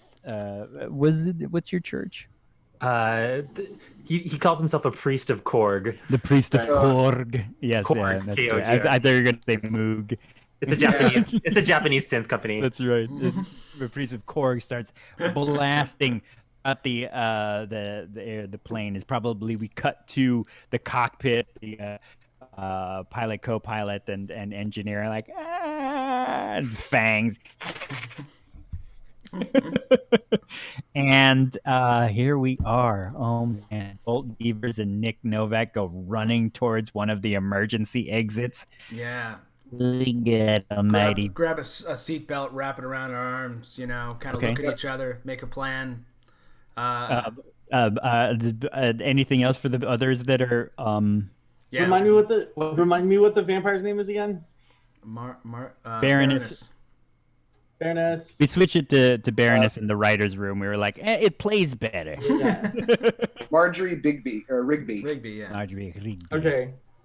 Rigby. So- Eleanor Marjorie Rigby, sucking your blood at 37,000 feet. So the connection sees that Nick and Bolt are going for the door, and he realizes that he needs to do something to distract the vampire. Yeah, you see the head like looming around, and in fact it catches their movement catches her eyes, and she's like you see more of them like moving towards them. So what do you do? The connection walks up and he goes, "Hey Maggie, long time no see." And I'm gonna use the move. I heard you were dead. Oh my God. Are you ridiculous? Go ahead and do it. When you meet someone important, roll plus smooth, and I get to roll with something extra. On a 10+, they've heard of you, and you roll with something extra for the rest of the scene when you deal with them. Okay. Uh, Let's see if the connection is this immortal being. Nope. The connection fucked it up. I rolled a- Remember, you get to roll with something extra. I know. Even with something extra, I rolled a 1, and a 2, and I have +2 smooth. Wonderful. So I love it. That's a big fat 5. Oh. So that's not gonna go well for Okay. everyone's. So I'm going to use my hard move, put somebody in a spot, which is you. And she like everything stops for a second and drops, and she turns towards you, and she says, "Your blood is pure. You do not imbibe the junk of this modern world." And she opens her mouth, and blood is just being pulled from your body. So take 3 harm. Oof. Okay. And a connection is kind of floating in the air, life force style. And she's like, and she's totally concentrated. So it almost works in the sense of you are distracting her at the cost of maybe your life as she's pulling blood from you in life force. Nick Novak, Bolt Devers, do it. what are you Pull the move. doing? I'm going to assume that the We let the crowd know to buckle up, basically. Yeah. Yeah. Um, Maybe you yell yeah. at the nuns. Yeah, nuns, buckle Yeah. up. Okay. Or and I could they- let everybody. Xander know, and he could say, "Buckle up, everybody!" Part of the song. Yeah. Everybody's gonna How do you buckle say? up, yeah. How do you say fasten seat? Because the captain's not turning on the fasten seat belt. He wants people to be, Is there a switch by the thing for the stewardesses and stuff too? There is, but everybody's panicking about the giant blood mummy demon thing sucking their blood. So, Dan, how would you tell everybody fasten their seatbelts at this moment? My brothers and sisters, even though we are ascending Coach is through your the flock. sky, we must ground ourselves. And I don't know if there's any like synthesizer pun I can make here. I know. Everybody move back to your seat. Yeah. It's Moog. It's Moog, by the way. Actually, Back to your it's Moog. Why don't you give me a roll too? Okay. Because you're making the flock do what you would like them to do. Okay. Should I? Oh, I should probably do my move then again. Yeah, because Can I get an amen? Yeah, can you get an amen? That's the move. Oh my God, they're doing it for sure. That's a 6 Oh. plus 5 plus 3. Gee, birds, Wow. Xander. Well, okay, I min-maxed this character. Yeah. On purpose. For yeah. Like if I told you to punch the vampire, you'd be in trouble. But so everybody's like getting at the place. They're like, Father Xander, please. And they're trying to grab the ones that are being exsanguinated, and they're like, Yeah. no. Professor Otto Krankheimer is like, should I say Anel Nathrat or something? And the nuns are like, they pull out their ATF badges. They're like, all right, calm down, get your seatbelts on, listen to the father. Get your seatbelts on. They see Bolt and Nick start running towards the emergency exit, and they're like, one of the nuns, Sister Mary Virginia, is like, son of a bitch, you crazy motherfuckers. All right, go for it. And wow, yeah, we're gonna open up a door. Yeah. I think this is keep your cool. Yeah. And roll Who's with something gonna- extra. We all get gonna keep extra, their right? cool? We all get something extra for both of us. Yeah. All right. Yeah, so who wants to keep their cool? And I think I want to give one of you something else to do in this, unless you're because you're helping each other out. I get 11 on mine. Yeah. I get 11. Okay, so I'm gonna go with who wants to crack open the door? I'll Both do rolled it. an 11. Okay. I'm the danger. I'll take the hit too, or anything that needs to happen. Okay. Nick, what do you do? Well, I envisioned me and Bolt having this moment where he puts his hands on the door handle. I put my hands on his, and we both look at each other, Yeah. and give a nod, Right. and then both of us together. crank down on the Coordinated. Yeah. All So right. maybe I would be helping a brother out in this case. Yes. So I'm gonna take your 11, but Nick, you're gonna give me your help another out because help a brother out because you might be in danger. So go ahead and roll +1. So what am I? I'm sorry. What am I Trying to rolling? help my roll. You help your roll, which is already passed, but I just need now to know if Nick's gonna be in a bit of danger. So Okay. So I'm rolling I'll put- 2d. Yep, 2d6. Actually 3d6 because of Xander's thingamajiggy. Okay. And take the 2 highest. Doesn't count. I hear a lot of rolling. 9. Sweet. Unless I can add a stat to this. It's hooks. So if you we rolled a all- 9, or was it a +1?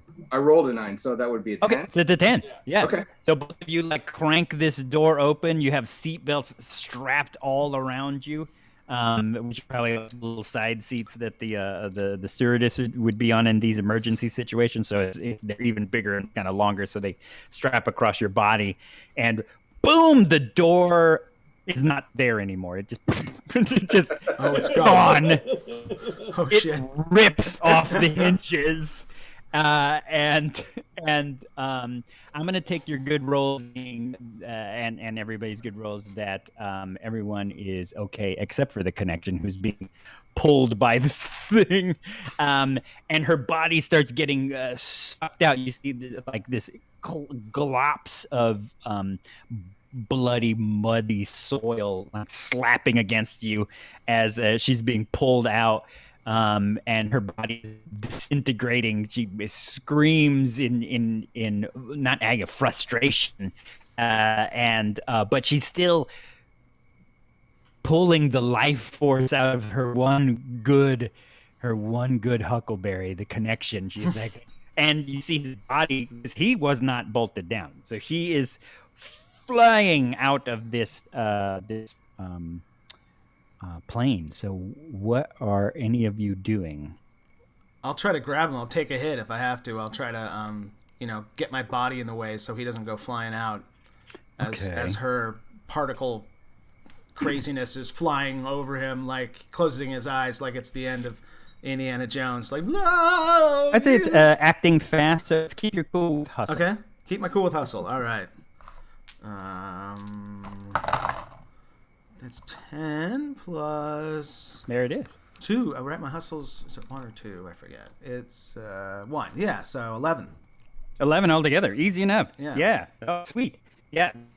You grab onto the connection's lower torso, grab around his waist, and she gets pulled out of the airplane. Her connection, or her tether to the connection, gets pulled away at the same time as she screams in frustration.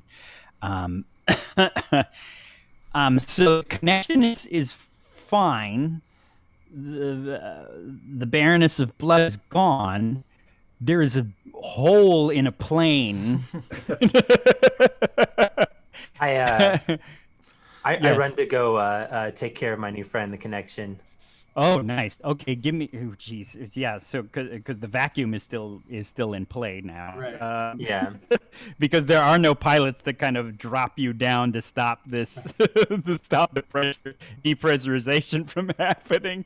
So, and that's with hustle. Oh, okay, cool. It's a 9. Okay, that's fine. I'm supposed to offer you an ugly choice, but instead of my ugly choice is just that the people who are vampires are no longer vampires, but they are unconscious, and that includes the cockpit, and so the plane is diving headlong into the Atlantic, but we're very far up. We've got time. If I can, I want to make a run down back to the luggage area and get Gale. Sweet, yeah. And Yeah, it's just quick a smash cut. Like you're out of the elevator. Gale is probably slammed up against like a bunch of stuff. She's like holding the tiger. No, she's like, what's going on, Nick? We were having a moment. She she slams up against a bunch of stuff. Right. What do we got, Nick? Gale Darling, you know how to fly a plane, right? And she's like, what, Nick? You know how to fly a plane, right? What am I, like, Come Carrie on! Black? And before she answers, I That pull movie her- the sequel to that movie just came out. Bolt Airport does 75 now. It's Airport 77. But Nick, it's 79 for God's sake. Bolt knows how to fly a Numbers are plane. just numbers, Right. Gale. Come on, work right. with me here. Yeah. So grabs you grab her to go running up, and we're gonna hope she knows how to land a plane. Okay. I think Bolt would know. Bolt would know, like, from flying a plane. I mean, there was that horrible crash, that changed his life. But he would have been a stunt pilot, so he might be able to help. Yeah, and I mean it's good and questionable. You know how to crash a plane. Yeah. Exactly. Well, no, I have like behind the wheel, like I have it as an ability, right? Right. Okay. So, yeah. Death proof. Oh, that's right. behind the I wheel. gave get I gave you +1. death proof behind the wheel. Yeah. In the odd chance that So you would need to land a plane. Yes, that's what I was thinking. So Xander, you got a hold of the connection. The connection's kind of connection. You're coming to a bit. You I was gonna do a move on him actually. yeah. Because you're coming to, but you're Groggy, super weak and Yeah. exsanguinated. yes, exsanguinated. Xander, you go ahead. My friends, I heal you.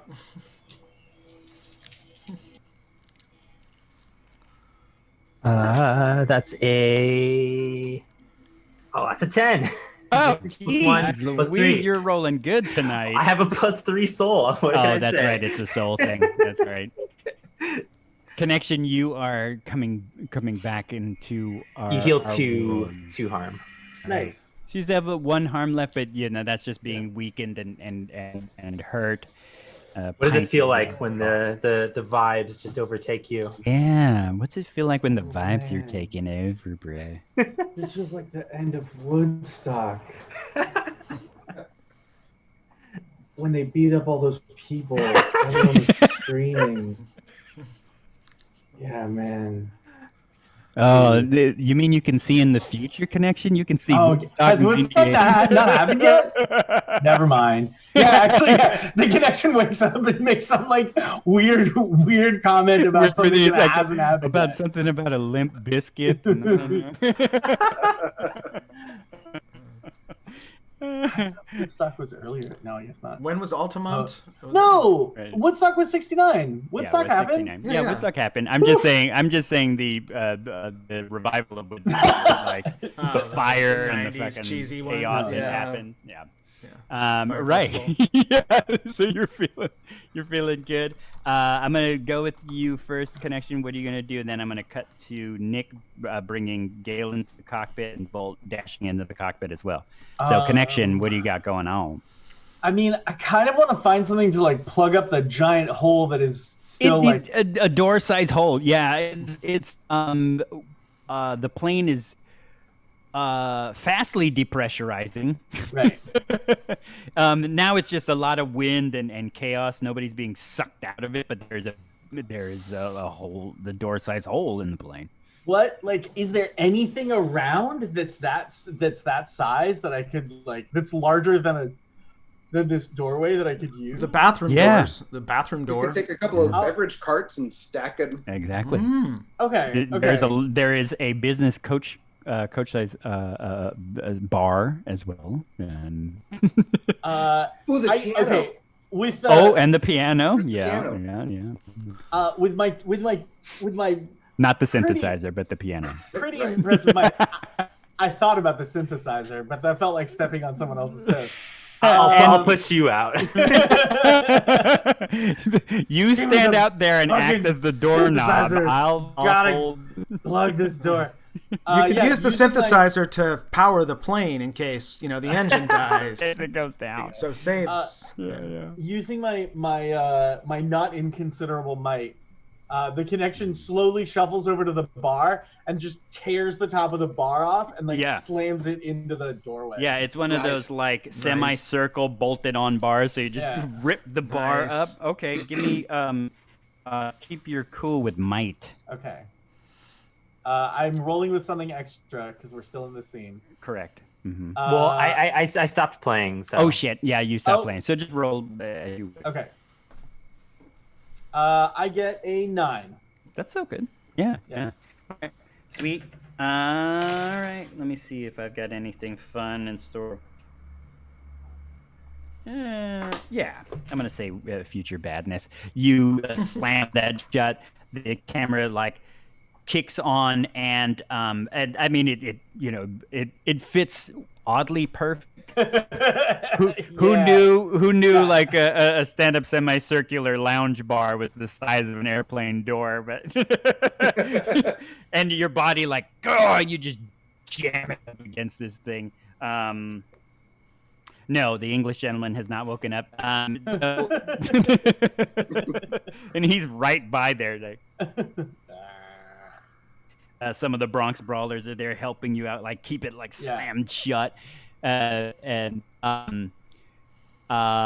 my soft move of announced future badness is you open up the cockpit, both Nick and Gale, and all three of the piloting staff are unconscious.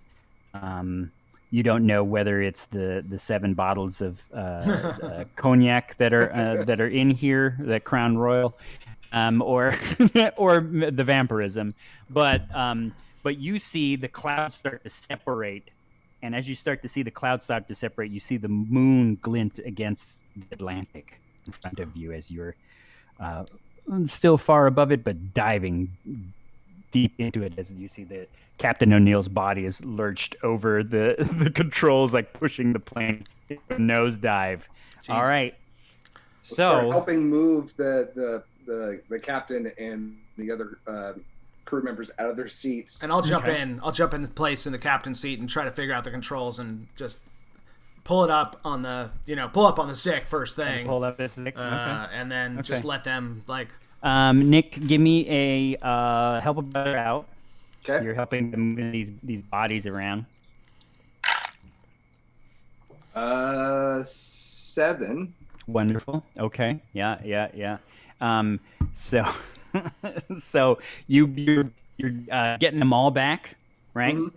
And a very groggy Captain Alexander O'Neill pops up, no longer a vampire, but still a Renfield.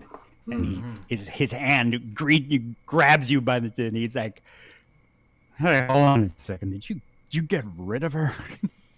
And he's like, I'm gonna put your lights out, pal." And he kind of grabs you. You shove Captain out of the way and jump in there, bolt Devers, because you could either help your friend Nick Novak like fight off this drunken Renfield of Captain Alexander O'Neill, or pull the plane up. I'll take him out. I'll try to help my friend. Oh, cool. Yeah, so does that take a hit? Does that take a hit or? I think you're going to. Yeah, no, take a hit. All right. Take a hit because it's kind of a stuntman thing. Yeah. Yeah, because he goes wrenching at, like he's probably got some sort of tool, and he's been waiting for something like this, and he goes after Nick Novak. All right. Well, technically, I'm death proof now because I'm behind the wheel, right? No. Oh, because I'm not doing that. Darn it. No, because the plane is still in a nosedive to the Atlantic because you decided to help your friend. All right. Well, it can wait. You know, the water's further down. I mean, the water, there's lots of flotation devices on this thing. I have ignore the crowd, which if I'm under pressure, then I can get extra. Yes. So this feels like kind of like a lot of pressure. Oh, no, yeah, I put you under pressure because you're about to... Yeah. Ooh, okay. Is this 11? So is it might? Then it's 13 if it's might, or it's 12. Okay. Then there it is. Yeah, I'll grab the guy and like just. You'll smash avoid him. harm completely. You kind of boom bash up against it, and he pulled you back, and he's kind of struggling with, but it doesn't even hurt. Like this monkey wrench like hits against your clavicle, and you're like, ha! That's the clavicle I get broken all the time. It's nothing. And for now, because you've done that, I will say, Nick Novak, using Gale as kind of your arms, you get to save the plane. Oh, okay. And if that fails, Bolt will get one last chance to save the plane. Because you're wrestling with the insane Captain Alexander O'Neill. So Nick, go for it. All right. Gale, honey, get on the horn. You better let the nearest airport know that we're coming in hard. She's like, she dips on there, and she's like, all I see is the Atlantic, Nick. There's no airports anywhere. She's screaming and shouting into it. We got some lights, it. and we got some buttons, we got some switches, and we got this thing. It's like, okay. Mayday, Mayday. the flight 1313 is we're going down. Does Mayday arrive at that point? All like looking Yeah, Mayday. cool? Yeah. Mayday comes running. Grace Jones comes running downstairs. And, You called me. you called me. I'd like to use my. After I'm Beth. gonna go with Keep Her Cool. Ooh. And I'm gonna use my soul, because this is going to be the single greatest column I've ever written. Right. Yeah. You kind of make sure your hat's right. Yep, covering the huge bandage on my forehead. There it is. Go for it. Oh my god. And I'm rolling. Tiger's loose. Huh? The No, I'm tiger's kidding. loose. And I'm rolling 2. Yes, you're rolling 2d6 because Xander is no longer. Okay. Plus my soul. That's a 7. Wonderful. Yeah. So someone has an flinch. Wonderful. Beautiful. The plane starts to pull up, like just at the last minute, and right. It won't be a choice. I'm going to give you a very strange outcome. Okay. The plane pulls up, and I mean it insanely starts belly flopping against the water.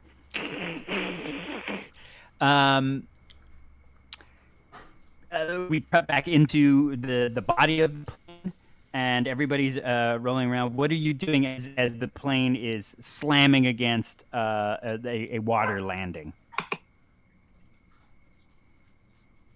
Connection and Xander.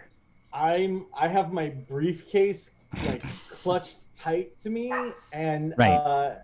I think several of the basketball players who are all strapped in have like grabbed me as like the plane is juddering, and they're just like trying to keep me like towards the ground. I like this. Let's keep your cool with charm. So keep your cool with your smooth. With smooth, okay. Yeah. That's an 8. This is fine. This is fine. This is fine. That's okay. Here's my tough choice for you. Go for it. Do you keep your safety, meaning I'll give you harm, but you keep your briefcase? Or do you stay safe and the briefcase flies out of your hands? Nah, I keep the briefcase. Right. You burst out of the Bronx baller's arms a bit. Yeah. Big Easy kind of grabs you a bit so you don't completely cave your head in, but your leg slams up against one of the loose typewriters. There's like it seems like 9 of them in Nick Novak's area, and it breaks your leg. I'm not going to give you any harm to that, any hit point damage. It just breaks. It breaks your leg. Okay. But you slam down into the arms of this basketball team. Kind of basket toss catches you a bit, and everybody ducks down. Xander, what's happening with you? I let myself kind of ascend as the plane is crashing, and I just do some sort of like faith fall. Oh my god! All right. Nice. God. The eye of the storm. Jesus. Well, it sounds like keep your cool serenity, so roll with your soul. What I was going for. Yeah. If you roll snake eyes, I will laugh my ass off. Oh no, I rolled good. I got Okay, 5 there we plus go. 3 plus Okay. 3. It's an 11. Your body follows the tune of the music. You got a 7 altogether?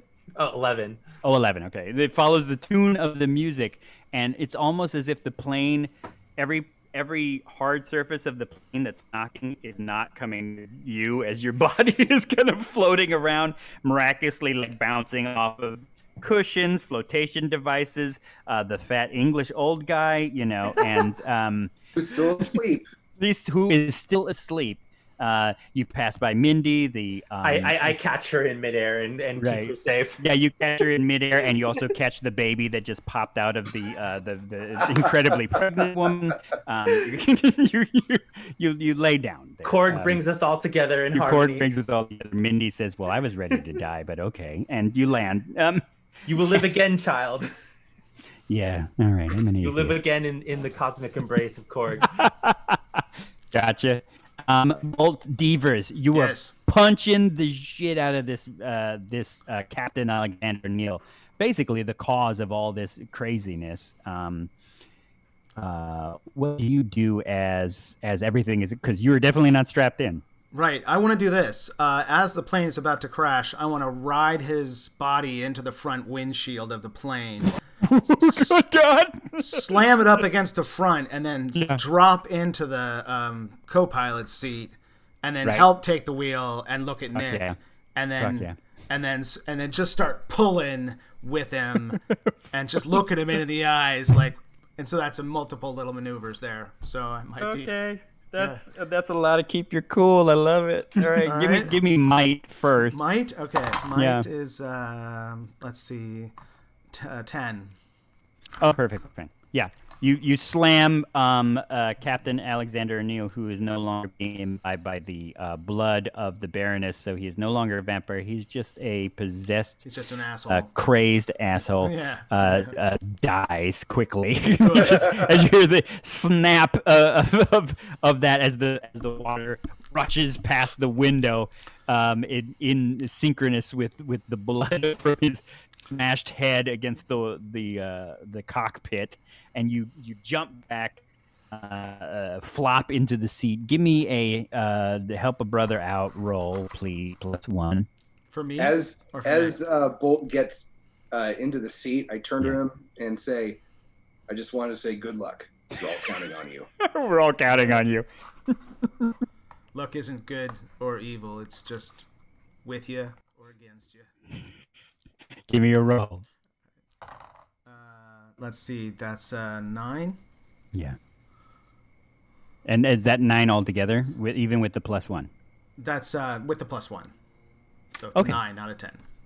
Yeah, you pull up, and as you're giving your speech about luck isn't, you kind of slam up against the thing as you're pulling up. Like past smash that. my nose up against Yeah, the and it Yeah. and lands. So everybody lands, and the camera cuts to the flotation. Slides like popping out. People are starting to get out because who knows if the plane can stay afloat long enough. And we will cut to, we will end our movie. People. Oh, I lost Oh you, Marcus. no! Oh, Uh, no. Okay. Worst time! This is the part where we all fill the space. There, he's Oh, back. there we go. Okay, you're back. Yes, We lost I'm back. the I'm back. suspense Sorry, was my- perfect. Yeah, my thing dropped out for some reason. You're back. Hold on. Okay. There it is. Oh. Okay. Oh. Various flotation device. Yes. It- Oh, try Okay. again. Try again. You're garbled. Oh. You're unstable, Oh. Marcus. Unstable mutation. That was the moment. That was the moment too. That was okay. Now you you're sound good. good. Yeah, you're in. Here I go. You're with reality again. Here I brother. go. Yes. Okay. Okay, I'm reality. Sorry. That's okay. We're cool. Okay. Here I am. Yep. Okay. All right. So then we land. We're in the middle of the Atlantic. You are all kind of getting out, and the camera kind of pans over, and this moonlight is lit, and you think you're in the middle of the ocean, but not too far off. The camera pans up to this lonely tropical island, and the mountains look ominous like a skull. Oh. And we will leave it there to to possibly Ooh. continue Oh. the adventures of this crew That'd be awesome. on Skull Island. Terror on Nice. flight 1313. And, welcome to Skull Island. Welcome to Skull Island. And so that's where we live. We will leave Terror of Flight 1313. Oh, what a fun movie. That was Yeah, well done, everyone. Good job, everybody. That was awesome. Yeah. So All right, for a unfortunately, few little technical hiccups. Yeah. Welcome to Skull Island had to be scrapped midway through production. The director ran away Yeah. with most of the cash. All of the actors Yeah. were on drugs. The connection was never I seen mean, there, again. it was actually 30 kilos of hashish in your bag. Yeah. Yeah, exactly. It was yeah, exactly. actually It- hashish it they were turns out using. it turns out that Terror on Flight 1313 was an elaborate scheme to smuggle 30 kilos of hashish out of England. It's very Yeah, it confusing. was a huge drug smuggling, money laundering Yeah, just a scheme big by this yeah. production company that was arrested about 10 years later. Most Yeah. staff. Yeah, most of them. I think Jodorowsky was an interesting choice for directing the film. He did want to make every flight attendant take extensive martial art classes in right. the desert, Yeah. nude, Yes. for months at a time. Yes. Awkward. But yes, everybody who tuned in to join us tonight, or will be watching us hopefully in the future on YouTube. That was Terror on Flight 1313, an actual play of Spirit of 77. That was some shadow stories from the Midway tabletop. We're gonna wrap up and chit chat afterwards, but I will say. Thanks for joining us. I am your GM, Marcus Flores. I'll turn it around to give you everybody who played tonight connection. Take it from here. I'm Alexei Uthman Gerard. You can find me on Twitter at VoxXMachina. Nope. Who's next? Oh, No, Bat- and I'll zip it down to Father Xander Kazooie. I'm Devin Nelson. I'm at Devin Decibel on Twitter, and follow my band, the Y-Axis. There it is. The dashing, played by Lee Majors, but played even better by Mark Johnson. It's Bolt Devers. Say hey. Goodbye. Hey, goodbye. I'm Mark Johnson. I'm on Midway Tabletop every Wednesday night or every other Wednesday night, depending. And I'm on all these things, and I love it. This is great. So, yeah. Thank you, everyone, for letting me be part of this, And our faithful journalist with 9 10-pound typewriters, Nick Novak, Badger, say goodbye and plug anything you'd like. I'm Badger. I'm a relative newcomer to Midway, but it's a hell of a lot of fun. I am also art director and book designer for Stygian Fox. We do a bunch of supplements for the Call of Cthulhu RPG. New Tales of the Miskatonic Valley 2nd edition will be out in a few months. We have a ton of other projects going on. Also, I run Squama Studios. We publish Lovecraftian card games, Feed the Shoggoth, and its expansion Morsels of Madness is out, and Arkham Relic Hunt, our next game, should be out very shortly. Very nice. And yes, I've played them, and they're very, very fun. I played one of them, and hey, it's your old drunk buddy, Uncle Cuss. It's me, Marcus Flores. You can find me, Marcus Flores _13 on a bunch of socials like Twitter or Instagram. And I usually say at that point, you can sign up and yell at me for playing Dungeons and Dragons wrong. But boy, this is Powered by the Apocalypse, and it gets to be as wacky as we want it to be. So thank you for joining us. Please check out some of our other shows. And Matt Steele is coming very, very soon in October with a Call of Cthulhu adventure. You Unspeakable Things for our Shadow Stories. So if you like more serious, very scary, very tense, very insane Call of Cthulhu, please tune in to him. And tune in for season 2 of the Eternium Road coming this next Wednesday. And if you're watching this on YouTube, join us on Wednesdays, because who knows what Wednesday that could be. And we'll have links to everybody's goodies on our YouTube channel. And hey, I love you. Have a great night. It was a lot Bye, of fun. everybody. Bye. Bye, everybody. Bye.